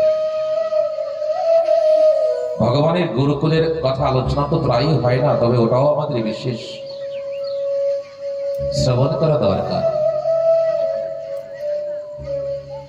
কারণ কত বড় শ্রেষ্ঠ ভক্ত সে, যে ভগবানকে শিষ্য রূপে পেয়েছে। কেন পেয়েছে? তারা তো কারণ পেয়েছে। আমি বলেছিলাম না, কর্মফল কখনো নষ্ট হয় না। ঋষি সন্দীপনী যখন গুরুগৃহে ছিল তখন গুরুদেবের কুষ্ঠ ব্যাধি হয়। আস্তে আস্তে কুষ্ঠ ব্যাধি যখন অনেক বেশি হয়েছে, অনেক প্রচেষ্টা করার পরে যখন কম না হয়, তখন গুরুদেব বলেছে যে আগামীকাল সূর্যোদয়ের পূর্বে যেন আমার আশ্রম থেকে সকলে চলে যাও। যদি আগামীকাল সকালবেলা আমি কাউকে দেখি আশ্রমে, মনে করবো সে গুরু হত্যাকারী, পাপে লিপ্ত হবে। যখন এই কথা সন্দীপনী ঋষি গুরুদেব বলেছে, সকলেই চলে গেছে। ভোরবেলায় সন্দীপনীও চলতে শুরু করেছে। কিছু দূর যাওয়ার পরে সন্দীপনী বলছে আমি যাবো কেমন করে? আমি যাওয়ার পরে তো গুরুদেব একা হয়ে যাবে, তাকে ছেড়ে তো আমি যেতে পারবো না। আমি তো যেতে পারবো না, না হয় মরেই যাব, না হয় গুরুদেবের যে রোগ সেই রোগ আমার হবে, মরেই যাবো আমি। কতবার জন্ম নিয়েছি, নিজের প্রচেষ্টায় চলেছি, একটা জীবনে যদি গুরু সেবায় কাটিয়ে দেই না, কাটিয়ে দেই। আবার ফিরে এসেছি। কিছুক্ষণ পরে যখন ওই একটু জল নিয়ে কুটিয়ার মধ্যে প্রবেশ করে ডাক দিয়েছে, গুরুদেব, গুরুবর। বলছে কে? বলছে আমি সন্দীপনী, তুমি যাওনি? বলে হ্যাঁ গুরুদেব গিয়েছিলাম। তারপরে? বলে কিছু দূর যাওয়ার পরে আমি আর যেতে পারিনি ঠাকুর, তোমাকে একা ফেলে রেখে আমি যেতে পারলাম না, মন যেন সাথ দিল না। তোমার যে রোগ হবে হোক না, মরেই তো যাবো, কেউ তো পৃথিবীতে বহুদিন বাঁচেনি। আর তোমাকে রেখে এই অবস্থায় চলে গেলে আমি যে মৃত্যু অধিক যাতনা পাবো। তোমার এখানে থাকলে আমার রোগ হবে, রোগে যে কষ্ট হবে, কিন্তু তোমার এখান থেকে চলে গেলে আমার যে তার থেকে বেশি কষ্ট হবে ঠাকুর। আমি তাই যেতে পারিনি, আমি চলে এসেছি। আমাকে ক্ষমা করবেন। অপরাধ যদি করে থাকি সাজা দেবেন, যে অপরাধ যে সাজা দেবেন, আমি কিন্তু যেতে পারবো না। তারপরে সন্দীপনী ঋষি অশ্বিনী কুমার দয়ের স্বর্গের যে বৈদ্যরাজ তাদের উপাসনা করেছে, তারা প্রকট হয়ে ঔষধি দিয়েছে। সেই ঔষধি লাগিয়ে গুরুদেবের শরীর ধীরে ধীরে সুস্থ হয়ে গিয়েছে। যখন সুস্থ হয়ে গিয়েছে তখন বলছে, সন্দীপনী, আশ্রমে কেহ নাই বাবা, তুই একা রয়েছিস, তাই আমি তোমাকে আশীর্বাদ করছি, তোমার গৃহে, তোমার কুটিয়ায়, তোমার স্কুলে একদিন ভগবান বিদ্যা অর্জন করতে আসবে। আমি আর কি দেবো তোমাকে? ভাগবতের সেই কথা, চিন্তামণি লোকসুখম সুরদ্রু স্বর্গধাম স্বর্গ সম্পদাম প্রয়োচ্ছেদি গুরুকৃত বৈকুণ্ঠম যোগে দুর্লভ। চিন্তামণি এই জগতের বৈভব প্রদান করতে পারে, কল্প বৃক্ষ স্বর্গের বৈভব প্রদান করতে পারে, কিন্তু গুরুদেব যদি চায় ভগবানকে দর্শন করাতে পারে। কিন্তু গুরুদেবের কৃপা পাওয়া অত সোজা না, যাই না। তারপরে আবার না, একটি কথা আছে না, হয় মন্ত্র সাধন নয় শরীর পতন, হয় তোমাকে পাবো না শরীর নষ্ট হয়ে যাবে। এমন কঠিন ব্রত, কারণ যদি একটু 10 পাস করতে হয়, 12 পাস করতে হয়, গ্রাজুয়েশন করতে হয়, তাই কত কঠিনতার মাঝখান থেকে কত ঘন্টা পড়াই করে তারপরে কত বছর পরে পাবো কি পাবো ঠিক নেই। সকলে 10 পাস করতে পারে না, সকলে গ্রাজুয়েশন কমপ্লিট করতে পারে না। অত কঠিন পরিশ্রম করার পরেও আর যা পেলে জীবন সার্থক হয়ে যায়, জীবন অমরত্ব হয়ে যায়, সেই বস্তু পাওয়া অত সহজ ব্যাপার? 2 দিন মন্ত্র জপ করলাম, 4 দিন একটু আরতি করলাম, 5 দিন একটু নকুল দানার ভোগ লাগালাম, 6 দিন পরে বললাম যে ভগবান নেই, ভগবান নেই, না। কঠিনতার সহিত প্রবেশ করতে হবে। সারা ভগবানকে পেয়েছে, এমন করেই পেয়েছে। তাই তো সন্দীপনীর কাছে আমার কৃষ্ণচন্দ্র গিয়ে গুরু সেবা করেছে। গুরুদেব জানতো যে কৃষ্ণ বলরাম ভগবান, তবু কৃষ্ণচন্দ্র যখন গুরুদেবের পদ সেবা করেছে, তখন সন্দীপনী ঋষি ভাবত, তোমার শরীর তুমি সেবা করো ঠাকুর, আমি মানা করলে তোমাকে বিদ্যা প্রদান কেমন করে করবো? আমি তোমার গুরুদেব, আমি জানি তুমি আমার শিষ্য, আমি জানি তুমি ভগবান, তবু আমাকে গুরুদেব হয়ে থাকতে হবে। তাই তোমার শরীর তুমি গ্রহণ করো, তোমার জগৎকে শেখানোর জন্য ভগবান কেমন করে গুরুদেবের সেবা করে যজ্ঞের কাঠ এনেছে, আশ্রমের কাজ করেছে, আশ্রমের সেবা করেছে, তারপরে আশীর্বাদ স্বরূপ গুরুদেবের গুরু দক্ষিণা স্বরূপ মৃত পুত্রকে আনয়ন করেছে। সেই কথা করে আজ ভগবান মনে করছে গুরুকুলের কথা। কোথায় বসে আছে? নিজের আশ্রমে, নিজের তারকাধীশ তারকাপুরীতে বসে আছে। দেখতে দেখতে তার সমস্ত লীলা প্রায় ফুরিয়ে এসেছে, সমস্ত লীলা প্রায় পূর্ণ হতে চলছে। একটি লীলা বাকি ছিল, কোনটি সেটাও পূর্ণ করে দিয়েছে। কথা ছিল ব্রতবাসীদের সঙ্গে যে 100 বছর পরে তোমাদের সঙ্গে দেখা হবে, তাও কুরুক্ষেত্রের সূর্যগ্রহণ কালে সমস্ত ব্রতবাসীদের ডেকে সেখানে তাদের সঙ্গে কথা বলে তাদেরও আশা পূর্ণ করে দিয়েছে। কুরুক্ষেত্রে একবার সূর্যগ্রহণ কালীনে সমস্ত ব্রজবাসীদের ডেকেছিল কুরুক্ষেত্রে ব্রজবাসীদের সঙ্গে মিশে, ব্রজবাসীদের সঙ্গে থেকেই ব্রজবাসীদের মধ্যে সেই শাশ্বত সত্য সনাতন জ্ঞানকে জাগ্রত করে দিয়েছে যে পূর্ব জীবনে ভজন করে তোমরা আমাকে পেয়েছিলে, এই জীবন গেছে, এখন নতুন করে ভজন করো আগামী জীবনে আমাকে পাওয়ার জন্য। যে ব্রহ্মতত্ত্ব প্রবেশ করতে পারেনি বৃন্দাবনে, সেই ব্রহ্মতত্ত্ব আজ কুরুক্ষেত্রে ভগবান ব্রজবাসীদের মধ্যে প্রবেশ করিয়ে দিয়েছে যে আগামী দিন সময় নেই, নিত্যের দেশে যেতে হবে, তাই শুভ অবসরে অপেক্ষা করো। তোমরা অন্য কেহ নয়, তোমরা আমারই প্রতিবিম্ব, তোমরা অন্য কেহ নয়, তোমরা আমার প্রতিবিম্ব। আমি তোমাদের কাছে আছি, তোমাদের পাশে আছি, তোমাদের মাঝে আছি, সকালে সাথে আছি।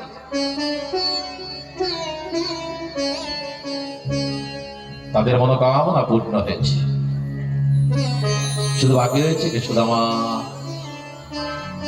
সুদামার কথা যখনই মনে পড়েছে, কারণ আজ সুদামা অনেক মনে করছি। ভগবান শ্রীকৃষ্ণের কাছে রুক্মিণী দেবী এসে দাঁড়িয়েছে। দেখুন, ব্যাকুলতা যখন হয় তখনই হয়। 1994 বা 95 সালের ঘটনা, 1994-95 সালের ঘটনা। এক ভক্ত দীর্ঘ 40 বছর জগন্নাথ মন্দিরে রথযাত্রার সময় যায়, তার গাছের নারকেল নিয়ে যায়। কিন্তু এবছর কি হয়েছে, নারকেল জগন্নাথ রথযাত্রা ঠিক 5-7 দিন আগে তার বাড়িতে কেউ মারা গিয়েছে, সে যেতে পারছে না। তাই রাস্তার পাশে একটা নারকেল নিয়ে দাঁড়িয়ে রয়েছে। যে ভক্ত যাচ্ছে তাকে বলছে, আমার একটা নারকেলটা নিয়ে যা ভাই, জগন্নাথকে দিবি। কেউ রাজি হয়নি, কারণ ওই পিতা মাতা মারা গিয়েছে, ওই বেশে রয়েছে, তাই ভাবছে ওই অপবিত্র নারকেলটা। দেখি প্রায় বিকাল হয়ে গেছে, কোন এক ভক্ত যাচ্ছে, তার সামনে এমন করে দাঁড়িয়ে কান্না করে দিয়ে বলছে, আমার নারকেলটা নিয়ে যা রে ভাই, আমি 40 বছর জগন্নাথের সেবায় যাচ্ছি, এবছর যেতে পারছি না, এটা নিয়ে যা। ও বলছে, আমার কাছে 10টা নারকেল আছে, এর থেকে একটা তোর নামে চড়িয়ে দে। বলছে, না, আমারটা নিয়ে যাও। ওই নারকেলটা নিয়ে অন্য ব্যাগে রেখেছে। ওদিকে কি হয়েছে, জগন্নাথ রথযাত্রায় ঘুরে ওই নারকেল 10টা দিয়ে এসেছে, এই নারকেলটা রয়ে গেছে। কিছুদূর চলে আসার পরে দেখে যে ব্যাগ ভারী, লোক মনে পড়েছে, আরে নারকেলটা তো রয়ে গেছে রে। তখন ভাবছে, আর চড়াবো ওই ভিড়ের মধ্যে কেন যাবো। তখন মনে মনে ভাবছে, না, আমার তো যেতে হবে, আমার তো যেতে হবে। কারণ আমি যখন আসতেছিলাম কমন ভাবে আমাকে ব্যাকুল প্রার্থনা করেছিল, আমি না দিলে যেমন কষ্ট, আমারই কষ্ট হবে, জগন্নাথ রুষ্ট হবে। তাই ওই নারকেলটা নিয়ে যখন আবার গিয়েছে, ওই রথের কাছাকাছি গিয়েছে, একটু দূরে রয়েছে, ভেবেছে কি ওই যে রথের পরে যে পান্ডাগণ রয়েছে, যে পূজারীগণ রয়েছে, তাকে জয় রাধে বলেছে, জয় জগন্নাথ বলে ভেবেছে নারকেলটা ছুড়ে দেবে তার কাছে, যে তুমি ধরো। যখনই নারকেল ছুড়ে দিয়েছে, জানেন, আমরা জানি যে জগন্নাথের হাত নাই, কিন্তু ওই দিন দেখি জগন্নাথের হাত বেরিয়ে এসেছে। শোনার সঙ্গে সঙ্গে শরীর শিহরিত হয়ে ওঠে। সবাই দেখে, অসংখ্য ভক্তগণ কি দেখে, যে জগন্নাথের হাত দেখি অল্প অল্প, সেই জগন্নাথের হাত আর পূর্ণ হয়ে ওই অসংখ্য ভিড়ের মধ্যে থেকে জগন্নাথ ওই হাত দিয়ে নিজের হাত দিয়ে নারকেলটি ধরে নিয়েছে। সকলে জয় জয় করে উঠেছে, ধর এই ভক্তকে ধর, এতদিন পর্যন্ত আমরা জগন্নাথের সেবায় রয়েছি, কোনদিন জগন্নাথের হাত দেখিনি, যে ভক্তের আগমনে জগন্নাথের হাত দেখেছে সেই ভক্তকে ধরো। সকলে মিলে সেই ভক্তকে জয় জয় করছে, বলছে, তোমার জন্য জগন্নাথের হাত দেখেছি। বলছে, আমার জন্য নয়, আমার জন্য নয়, এ তো কোনো একজনের জন্য নারকেল দিয়েছিল, তার জন্য। তাই সেবা বা সমর্পণ যদি পরিপূর্ণ হয় রে বাবা, ভগবান গ্রহণ করতে বাধ্য হয়, সে প্রাণীহীন নয়। কিন্তু আমাদের মনে অনন্ত জিজ্ঞাসা, অনন্ত কিছু থাকে, তো তাই ভাই তাকে পেতে পেতেও হারিয়ে বসে। তাই আজ ওই ভগবান মৌন হয়ে রয়েছে, সুদামার কথা মনে পড়েছে। রুক্মিণী দেবী এসে দাঁড়িয়েছে, দেখে ভগবান গম্ভীর মুদ্রায়, বুঝতে পেরেছে কোথাও কেউ ঝড় হচ্ছে। কিছুক্ষণ পরে যখন ভগবান তাকিয়েছে, দেখে তার চোখ লাল বর্ণ, অরুণ বর্ণ। বলছে, প্রভু, কোন ভক্ত তোমাকে আজ কামনা করেছি? বলছে, ভক্ত আমাকে কামনা করেনি, আজ আমি কোন ভক্তকে দেখার জন্য ব্যাকুল হয়ে উঠেছি। বলছে, সে কে বলো? বলছে, সে সুদামা।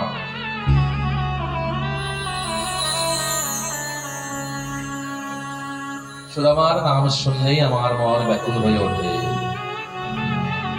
বলছে, সে সুদামা। বলছে, নামটি কখনো শুনিনি তো।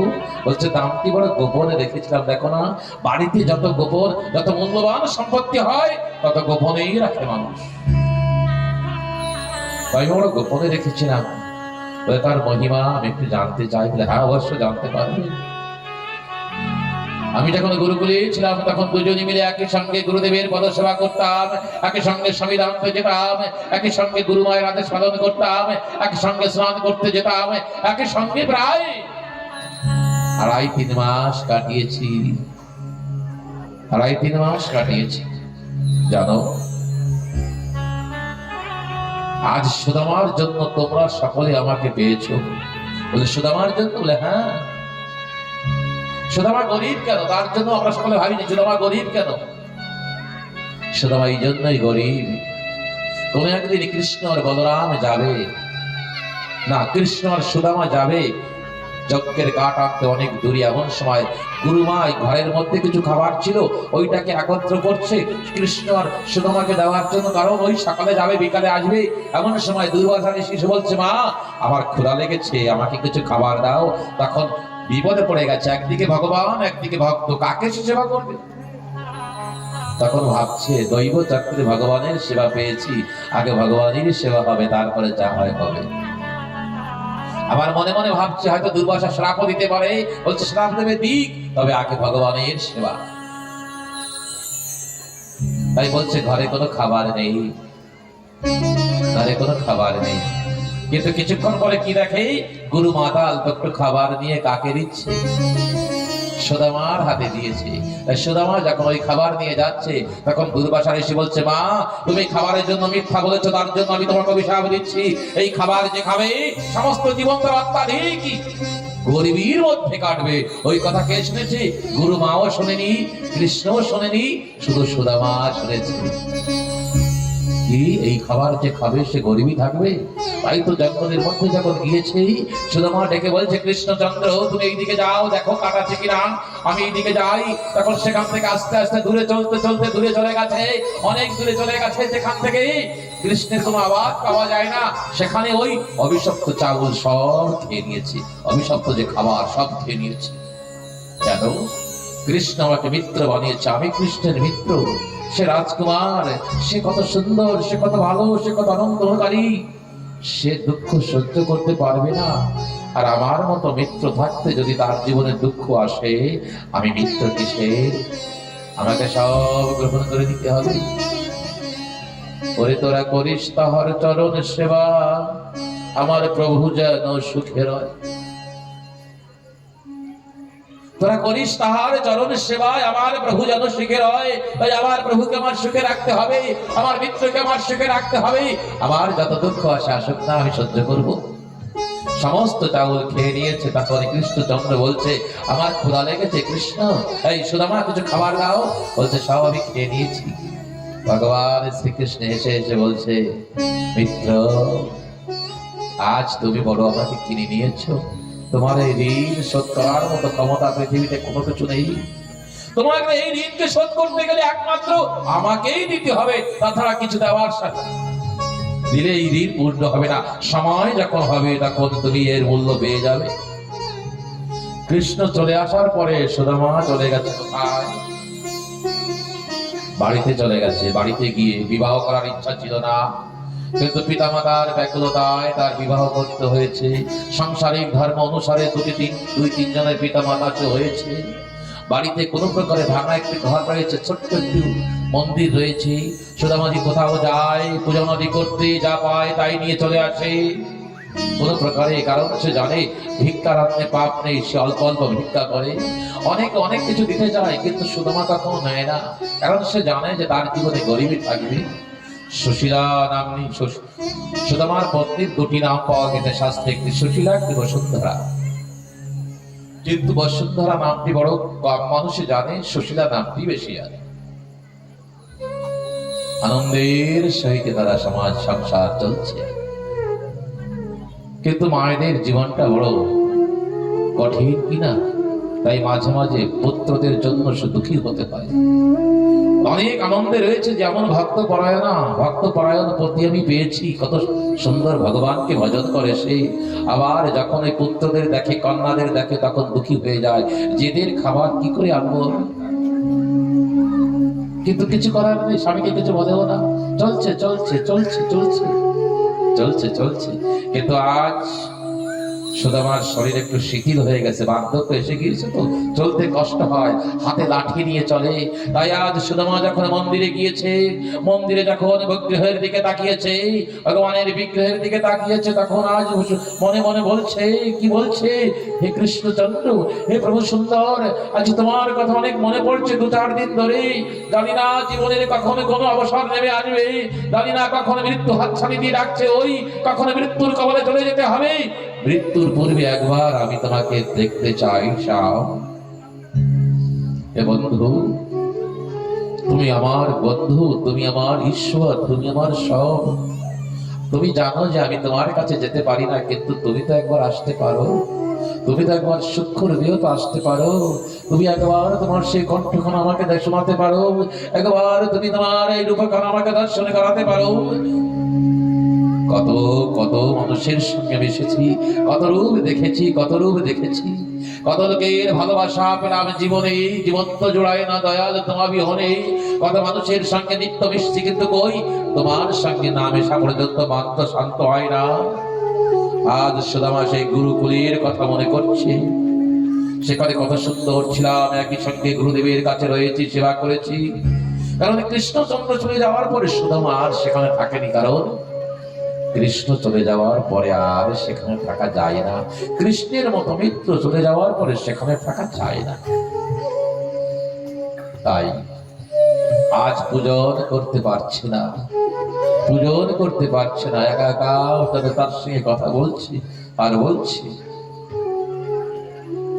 আর কতকাল ঠাকুর আমায় রাখবে বলো দূরে, কতদিন তুমি আমাকে দূরে রাখবে ঠাকুর। আজ আর কতকাল ঠাকুর আমায় রাখবে বলো দূরে,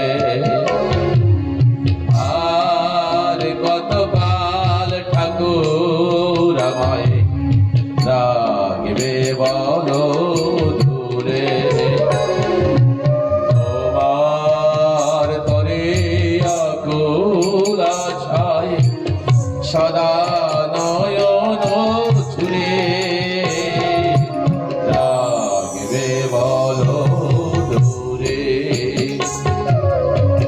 আর কতকাল ঠাকুর আমায় রাখবে বলো দূরে।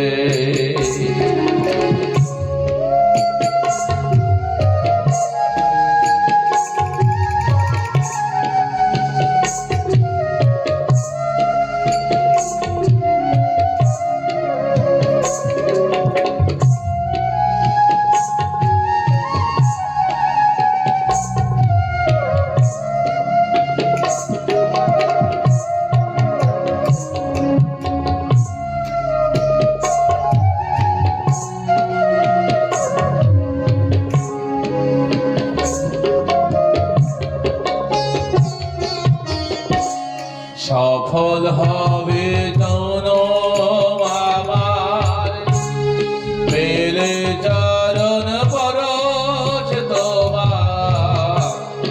সফল হবে জনম আমার, পেলে চরণ পরশ তোমার। যদি না পাই নামবে আধার,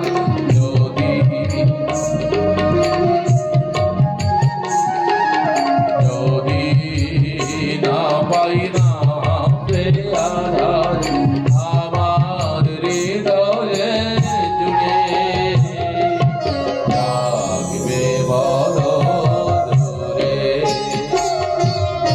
আর কতকাল ঠাকুর আমায়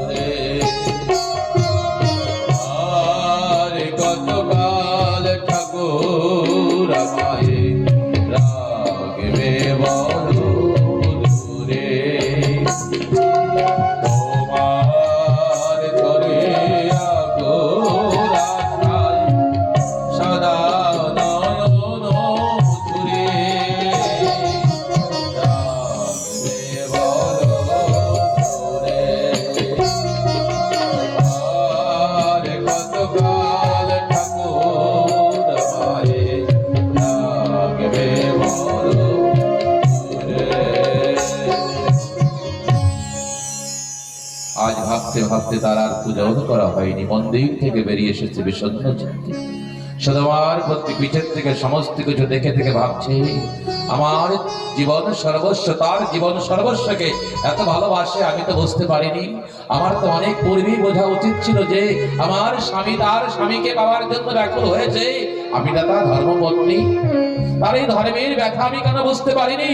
তাই যে কোনো প্রকারে আমার তার কাছে পাঠাতে হবে। তাই যখন বাইরে এসেছে, তাই সুশীলা সুদামাজের কাছে গিয়ে বলছে, তুমি মনে হয় তোমার বন্ধুকে তেমন ভালোবাসো না যেমন তুমি বলো। বলে, বলো কি তুমি তাকে ভালোবাসো না? মানে তাকে যদি তুমি ভালোবাসতে একদিন তুমি তার কাছে যেতে। তুমি তাকে ভালোবাসো না, তুমি শুধু মুখেই বলো। সুদামা সঙ্গে সঙ্গে দ্বারকা পড়তে যাওয়ার জন্য তৈরি হয়ে গেছে। সুশীলা বলছে, একটু অপেক্ষা করো না। বন্ধুর বাড়িতে যেতে গেলে, ভগবানের বাড়িতে যেতে গেলে, মন্দিরে যেতে গেলে, রোগীর কাছে দেখা করতে গেলে খালি হাতে যেতে নেই, কিছু না কিছু দিয়ে যেতে হয়। সুশীলা দেবী বাইরে গিয়ে বলছে, আমার পতি দেবতা ভগবানের সঙ্গে দেখা করতে যাচ্ছে, তোমরা কিছু দাও। সকলে অনেক কিছু এনেছে, কিন্তু কি করেছে? প্রত্যেকের বাড়ি থেকে এক একটি করে অন্ন নিয়ে নিজের বাড়ির থেকে শুধু একটু কাপড় নিয়ে সেই কাপড়ে বেঁধে দিয়েছে। আর মনে মনে বলছে, বিষয় আমি যেখানে থাকি তাদের কাছে রেডি, তাই তাদের প্রত্যেকের বাড়ি থেকে কিছু কিছু এনে আমি আমার পতিদেবতার কাছে দিলাম, তোমার কাছে সমর্পণ করার জন্য। তুমি তাদের দুঃখ দূর করো। আর আমার বাড়ি থেকে কি নেবো? আমি আমার বাড়ির শ্রেষ্ঠ সম্পত্তি আমি তোমার কাছে পাঠিয়ে দিয়েছি। দেবতার পূজায় তো শ্রেষ্ঠ বস্তু পাঠাতে হয়, তা আমার বাড়িতে আমার স্বামীর থেকে শ্রেষ্ঠ বস্তু কিছু নাই, তাই আমি তোমার কাছে তাকে পাঠিয়ে দিলাম। সুদামা চলছে, কৃষ্ণ কৃষ্ণ কৃষ্ণ কৃষ্ণ বলতে বলতে চলছে। কোথাও কোথাও পড়ে যাচ্ছে, তীব্র গতিতে চলছে। যখন পা লড় খড়িয়ে যাচ্ছে, চলতে অসমর্থ, তখন বলছে, রে পা, চরণ তুমি থেকমে যেও না,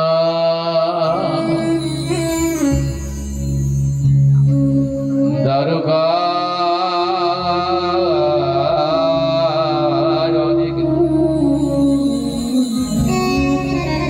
চরণ তুমি থেমে যেও না, দ্বারকা এখন অনেক দূর, তোমাকে যেতে হবে সেখানে। তার সঙ্গে দেখা হওয়ার পূর্বে যদি তুমি চলা বন্ধ করে দাও, তার সঙ্গে দেখা তো হবে না। কৃষ্ণকে বলছে, হে কেশব, হে কৃষ্ণ, হে মুরারি, হে জগদীশ্বর, তুমি তো সবকিছু করতে পারো, তবে তোমার সঙ্গে দেখা হওয়ার পূর্বে যেন আমার শরীর নষ্ট না হয়,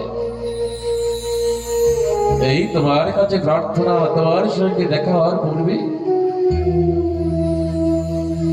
যেন নয়ন বন্ধ না হয়ে যায়, মৃত্যুর পূর্বে যেন একবার শুধু তোমাকে দর্শন করতে চাই।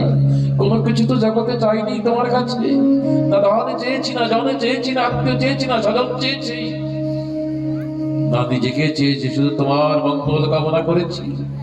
এখন একটাই কামনা, মৃত্যুর পূর্বে যেন একবার তোমার সঙ্গে দেখা হয়। হাতে শুধু লাঠির সাহারা নিয়ে চলছে চলছে চলছে, আর ওই প্রার্থনা করছি, শরীর তুমি থেমে যেও না, শরীর তুমি থেমে যেও না, চরণ তুমি থেমে যেও না। দ্বারকা তো অনেক দূরে, শুধু চলছে। কোথায় পা পড়ছে? পাথরের উপরে, না কাটার উপরে, না খালের মধ্যে পড়ছে, না জলের মধ্যে পড়ছে? দেখার সময় নেই, কারণ একবার যদি ভগবানের দিকে মন ছুঁয়ে যায়, পিছের দিকে তার তাকিয়ে দেখার সময় থাকে না, চলছে। আর এই মনে মনে ওই বলছে, একবার শরীরকে বলছে, শরীর একটু শক্তি দাও, তুমি অল্প একটু স্থির হও, অল্প একটু শক্তি ধরো, একবার তার কাছে পৌঁছে দিয়ে তুমি নষ্ট হয়ে যেও, একবার তার কাছে পৌঁছে দিয়ে তুমি বিনাশ হয়ে যেও, একবার তার কাছে পৌঁছে দিয়ে তোমার সমস্ত কার্য থেকে আমি তোমাকে মুক্তি দেবো, শুধু মৃত্যুর পূর্বে একবার তাকে। আবার মাঝে মাঝে যখন নিঃশ্বাস প্রশ্বাস ঘন হয়ে যাচ্ছে, মৃত্যু দেবী কি বলছে, মৃত্যু দেবী তুমি একটু পরে আমার কাছে এসো, আমি আমার প্রভু সুন্দরকে একবার দেখি। একবার শুধু তাকে দেখার ইচ্ছা, একবার তাকে আলিঙ্গন করার ইচ্ছা, কারণ তার ওই প্রেমের স্পর্শ আমি আমার জীবনের পূর্বাবস্থায় পেয়েছি। মৃত্যুর পরে আর একবার সেই অমৃত, সেই আনন্দের স্পর্শ পেতে চাই। কেমন করে কদিনে কিভাবে চলে গেছে কেউ জানে না। অচানক তার চৈতন্য ফিরেছে কোথায় গিয়ে? সুদামাজির চৈতন্য ফিরেছে কোথায়? দ্বারকাপুরীর ওই মুখ্য দরজায় গিয়ে, গোপুরে গিয়ে তার চৈতন্য ফিরেছে। তাকে সকলে জয় শ্রীকৃষ্ণ বলছে, সকলে রাজবেশ পরিধান, কেউ ঘোড়ার পরে চলছে, কেউ রথে চলছে, কেউ পালকিতে চলছে। আর সুন্দর বাতাবরণ, সুন্দর বিশাল দিব্য প্রাচীর, দিব্যট্টালিকা, মণি বৈদুর্যমণি সব খচিত রয়েছে।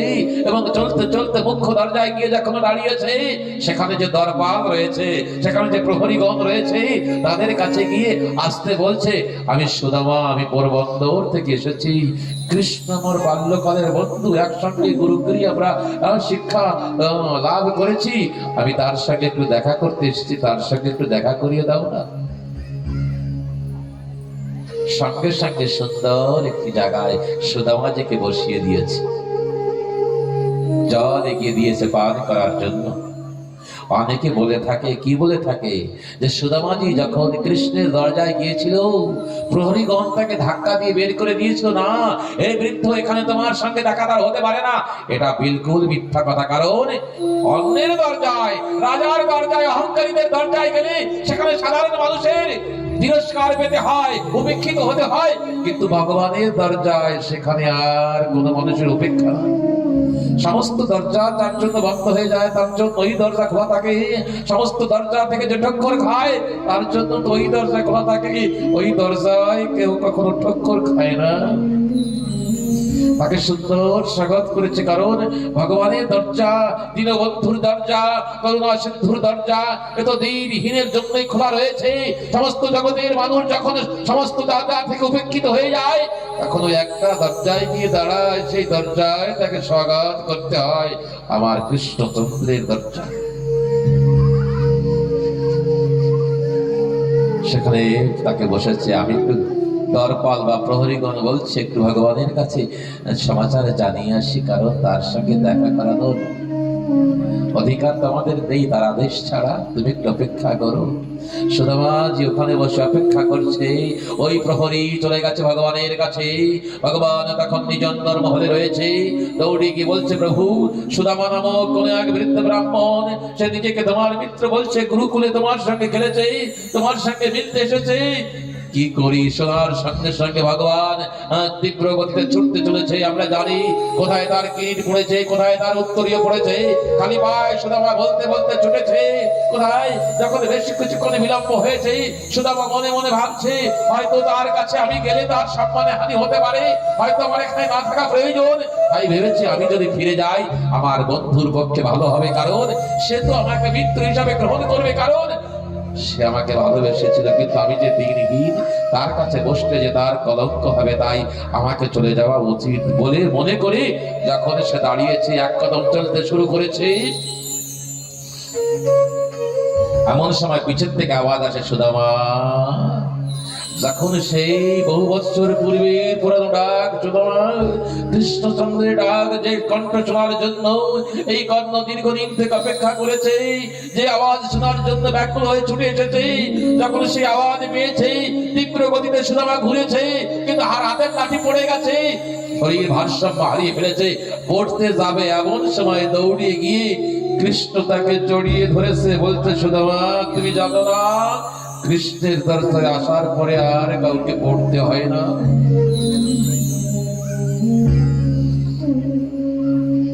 কৃষ্ণের দরজায় আসলে আর কাউকে পড়তে হয় না, তুমি জানো না। তুমি সেখানে এসে গেছো, দুজন আলিঙ্গন করেছে বহুক্ষণ। শুধু দুজন বলছে, একজন বলছে মিত্র মিত্র মিত্র, একজন বলছে কৃষ্ণ, একজন বলছে সুদামা।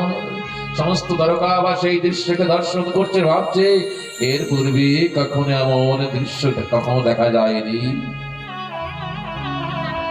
दरबार में श्याम सुंदर के दुख दर्द मिटाए जाते हैं, दुनिया के सताए लोगों को यहाँ सीने से लगाए जाते हैं।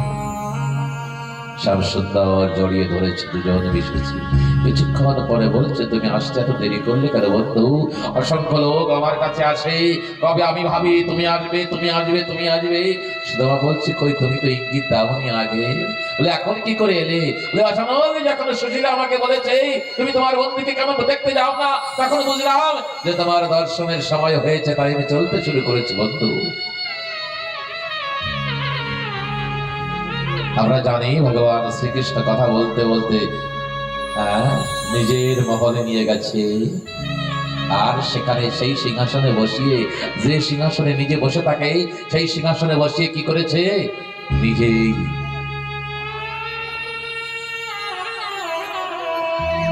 নিজেই কাকে?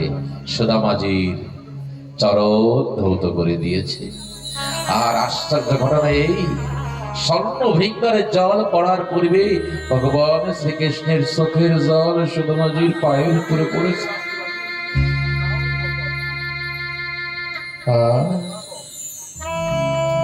ভগবানের জন্য আমাদের চোখে জল আসে, এটা কোনো বড় কথা নয়। ভগবানের জন্য আমাদের চোখে জল আসে, এটা কোনো বড় কথা নয়। যখন আমাদের পূজায় দেবতার চোখে জল আসবে, তখনই আমাদের পূজা সার্থক হবে। দেবতার জন্য আমাদের চোখে জল আসুক, সেটা কোনো বড় ব্যাপার না, সেটা আসতে পারে, কিন্তু আমাদের পূজায় যখন দেবতার চোখে জল আসবে, তখনই আমাদের পূজা সার্থক হবে। সুদামাজির চরণ প্রক্ষালন করেছে, নিজের চোখের জল পড়েছে। হায়রে সুদামা, প্রণাম তোমাকে, প্রণাম তোমার ত্যাগকে, প্রণাম তোমার ভক্তিকে। তোমার যে ত্যাগ, তোমার যে বৈরাগ্য, তোমার যে সাধনা, তার কোটি ভাগের এক ভাগ যদি মনুষ্য সমাজ পায়, তার জীবন সার্থক হয়ে যায়। এই ভক্ত শ্রেষ্ঠ সুদামা, তোমার কাছে কামনা, তোমার যে ভক্তি, তার কোটি ভাগের এক ভাগ তুমি আমার হৃদয়ে প্রবেশ করিয়ে দাও না। আবার যেন আমার প্রভু সুন্দর প্রতি এমন লাগান হয়, এমন প্রেম হয়, এমন ত্যাগ হয়।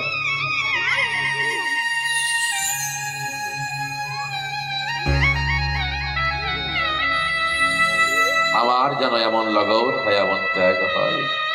ভগবান শ্রীকৃষ্ণ এই চরণামৃত নিয়ে নিজের মস্তকে দিয়েছে।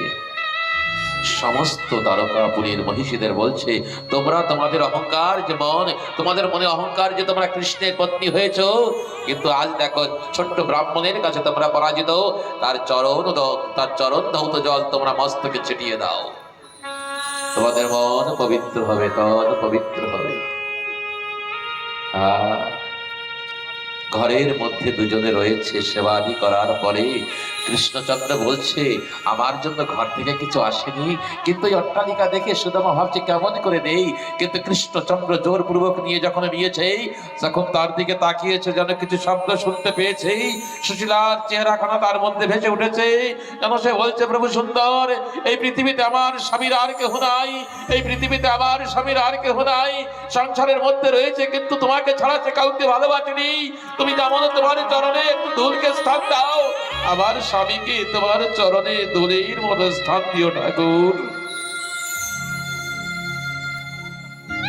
ভগবানের চোখ আবার যেন লাল হয়ে উঠেছে, ধন্য সুশীলা দেবী,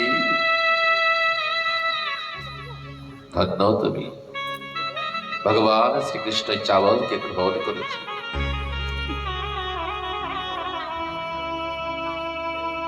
সমস্ত রাত্রি যাপন করেছে। সকাল বেলায় সুদামাজি বেরিয়ে পড়েছে। ভগবান শ্রীকৃষ্ণ তাকে থাকার কথা বলেনি, আর সুদামা আর থাকার কথা বলেনি। রুক্মিণী দেবী বলেছিল, প্রভু তোমার কাছে দেখা করতে এসেছে, তুমি তাকে কিছু দিলে না কেন? বলছে, না, তাকে যদি কিছু দেই তোমরা অনাথ হয়ে যাবে। কেমন করে? বলে, সুদামাকে দেওয়ার মতো পৃথিবীতে আমি ছাড়া কোনো কিছু নেই, আমার থেকে অন্য কোনো বস্তু তাকে দেওয়া যায় না তার ভালোবাসার বিনিময়ে। তাই একবার যদি আমি আমাকে তাকে দিয়ে দেই, জগৎ অনাথ হয়ে যাবে। তাই আমি তাকে তার প্রাপ্ত বস্তু দিতে পারলাম না, এ জীবনে দিতে পারবো না, আগামী জীবনে আমার সেবায় রেখে তার প্রারব্ধ খণ্ডিত করাবো। তাই তাকে যখন দিতে হবে, এমনই দিতে হবে। রুক্মিণী দেবীকে বলছে, তুমি তো লক্ষ্মী, তুমি তো পারো দিতে। তাই তো লক্ষ্মী দেবী সমস্ত কিছু বিশ্বকর্মাকে ডাক ডেকে সুদামাপুরীকে দিব্য রাজমহলে পরিবর্তন করে দিয়েছে।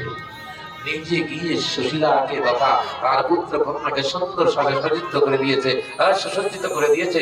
সুদামা যখন পুনরায় হাঁটতে হাঁটতে নিজের ঘরে গিয়েছে, তাকে সেখানে সব রাজপ্রাসাদ ঘরের মধ্যে তাকিয়ে রেখে রানীর মতো পোশাক পরে আছে কে সুশীলা, এবং রাজকুমার রাজকুমারীর মতো তার পুত্রগণ রয়েছে। সুদামা আবার ফিরে চলেছে, বলছে কি হয়েছে তুমি এখানে? বলছে না, তুমি মনের মধ্যে কৃষ্ণের কাছে অর্থ চেয়েছিলে, তুমি অর্থ পেয়েছো, আমি অর্থের মধ্যে থাকবো না, তাই আমি চললাম। বৈরাগী কখনো বিষয়ের মধ্যে থাকে না। এমন সময় পিছন থেকে আওয়াজ আসে, পুনরায় সেই আওয়াজ। সুদামা যখন ফিরেছে দেখে পিছে মহলের মধ্যে কৃষ্ণকে রুক্মিণী আর কৃষ্ণচন্দ্র সেখানে হাসতে হাসতে বাইরে এসে বলছে, এসব রুক্মিণীর প্রসাদ, এর মধ্যে মায়া নেই, এর মধ্যে মমতা নেই। মায়া তোমার কাছে আসতে পারে না, মোহ তোমার কাছে আসতে পারে না। জানো সুদামা, তোমার এই ঘটনা, তোমার আমার লীলা কথা যদি কেউ শুনবে, সেই মায়া মুক্ত হবে। মায়া তোমাকে প্রণাম করে, মায়া যদি তোমার কাছে আসে, মায়া তোমার বন্দনা করতে আসবে, মায়া তোমার প্রণাম করতে আসবে, মায়া তোমার পূজন করতে আসবে। তুমি ভয় পেও না, আমারই স্থান তুমি এখানে থাকবে। তাই সুদামাজি সেখানে পরবর্তীকালে সময় কাটিয়েছে। আমরা যদি বা সুদামা নই, তবুও তাকে ভালোবাসি। আমরা সুদামার মতো হতে পারবো না, হওয়ার প্রচেষ্টা করাও প্রয়োজন নেই, কিন্তু আমরা আমাদের মতো থেকে ভজন্ত করতে পারি, আমাদের এই গৃহে তাকে রাখতে পারি। আমরা নিত্য নিয়মিত সমস্ত কিছুর মাঝে আমরা তাকে স্মরণ করতে পারি, তাকে স্মরণ আমরা করতে পারি। बोले वृंदावन बिहारी लाल की, राज बिहारी सरकार की, भक्त वत्सल भगवान की, बोले सुदामा जी महाराज की जय। जय श्री राधेश। भाविया देखो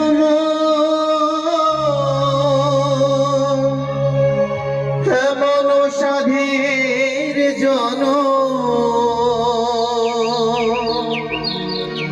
भाविया देखो हेमन साधीर जन,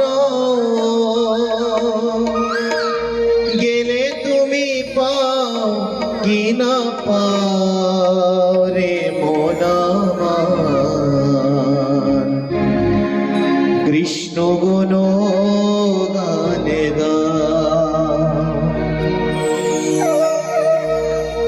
हरि गुण गान गा रे मोनामान, कृष्ण गुण गाने गा,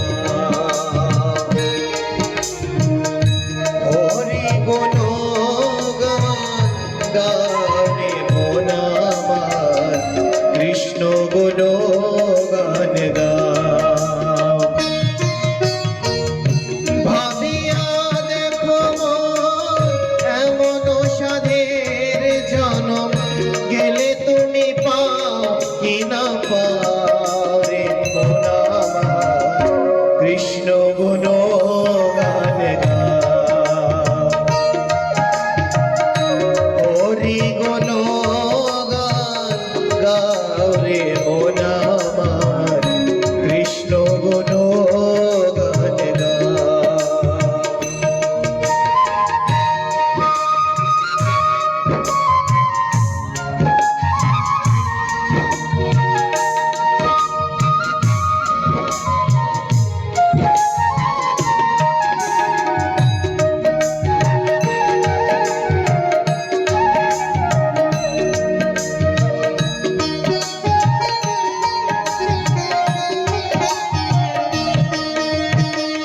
हरे कृष्ण हरे राम, এই নামে প্রাণারাম, রস নাই রস আছে।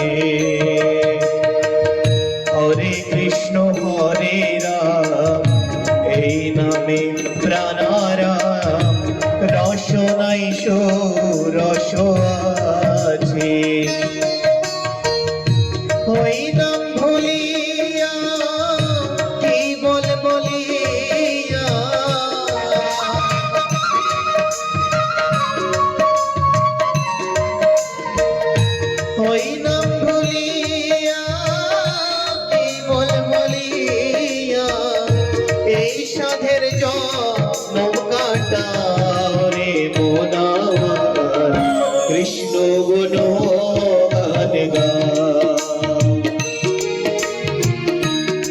হরি গুণ গারে মোনামা কৃষ্ণ গুণ গানে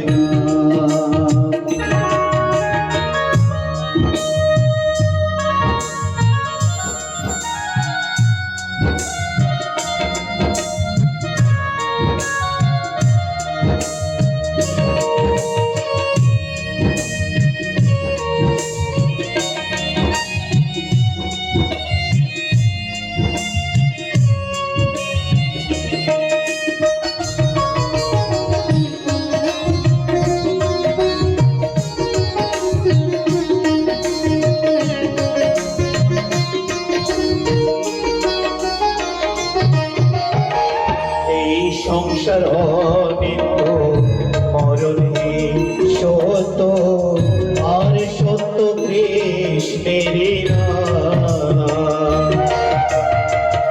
এই সংসার নিত্য মরণে সত্য আর সত্য কৃষ্ণের নাম।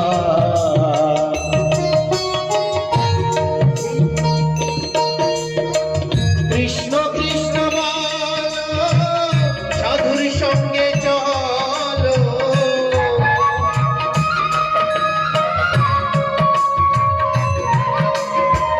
কৃষ্ণ কৃষ্ণ সাধুর সঙ্গে চলো, নয়ন জলে তাই ভাষা হরি মোনামা কৃষ্ণ গুরু গানে না। হরি গুণ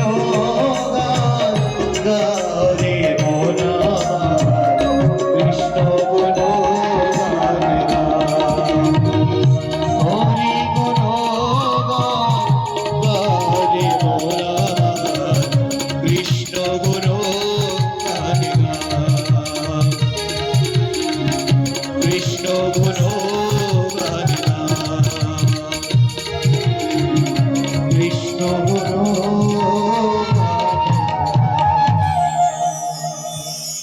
বলে বৃন্দাবন বিহারী লাল কি জয় হো। সুদামা চরিত্রের পরে ভগবান সুখদেব জি পরীক্ষিত জিকে মার্কণ্ড ঋষির প্রলয় দর্শন বর্ণনা করেছে আর সুভদ্রা হরণের কথা বলেছে। অর্জুন কেমন করে সুদামাকে অর্জুন কেমন করে সুভদ্রা দেবীকে দ্বারকাপুরী থেকে নিয়ে বিবাহ করে তার বর্ণন করা হয়েছে। কারণ সুদামার পুত্রই তো সুভদ্রার পুত্রই তো অভিমন্যু, আর অভিমন্যুর পুত্রই তো পরীক্ষিত। তাই নিজের পিতার পূর্ব জীবনের কাহিনী, পূর্বের কাহিনী শ্রবণ করতে চেয়েছি। পরীক্ষিতজির কাছে সুন্দর বর্ণনা করেছে। সমস্ত কিছু বর্ণনা হয়ে যাওয়ার পরে সুখদেবজি জিজ্ঞাসা করেছে, বলো পরীক্ষিত, এইবার কি তোমার তক্ষক দংশনে মৃত্যু হতে পারে? বলছে, না গুরুদেব, তক্ষক দংশনে আমার মৃত্যু হতে পারে না। আমি অজর, আমি অমর, আমি শাশ্বত, আমি সনাতন, আমি ঈশ্বর, আমি ব্রহ্ম, আমি জীব, আমি শিব, আমি সমস্ত কিছু। এই কথা শুনে সুখদেবজি হেসে উঠেছে যে ব্রহ্মভাব প্রাপ্ত হয়েছে। তারপর পরীক্ষিত তাকিয়ে দেখে যে তক্ষক ব্রাহ্মণের বেশ ধারণ করে চলে আসছে। তখন মনে মনে সুখদেবকে প্রণাম করে ব্রহ্মভাব প্রাপ্ত হয়েছে, নিজের শরীর থেকে প্রাণ বেরিয়ে গেছে, আর সেই শরীরের এক পাশে দংশন করেছে। কে? তক্ষক দংশন করেছে।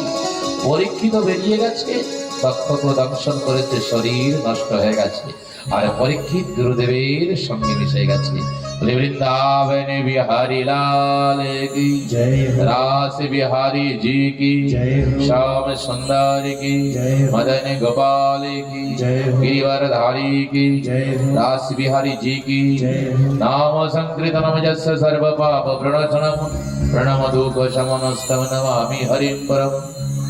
সুখদেব জিকে সমস্ত ঋষিগণ মিলে প্রণাম করেছে, পূজন করেছে। যাকে সুখদেব পূজনও বলে, ব্যাস পূজনও বলে। তাই আজ কথা এখানেই বিশ্রাম, ভাগবত কথা এখানেই বিশ্রাম হলো। কিন্তু আমরা এখন আমাদের যারা পূজা করেছে তারা আসবে, তারা ব্যাস পূজন করবে, তারা ব্যাস পূজন করবে। আপনারাও আসবেন ব্যাস পূজন করতে। সুখদেবকে পূজন করতে হয়, প্রণাম করতে হয়।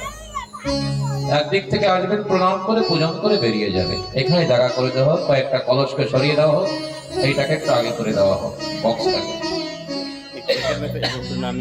আগে যারা পূজায় বসেছে 7 দিন তারা আসবেন, তারপরে আপনারা সকলে আসবেন, তারপরে আমরা আরতি করব। এতক্ষণ তো ভাগবত কথা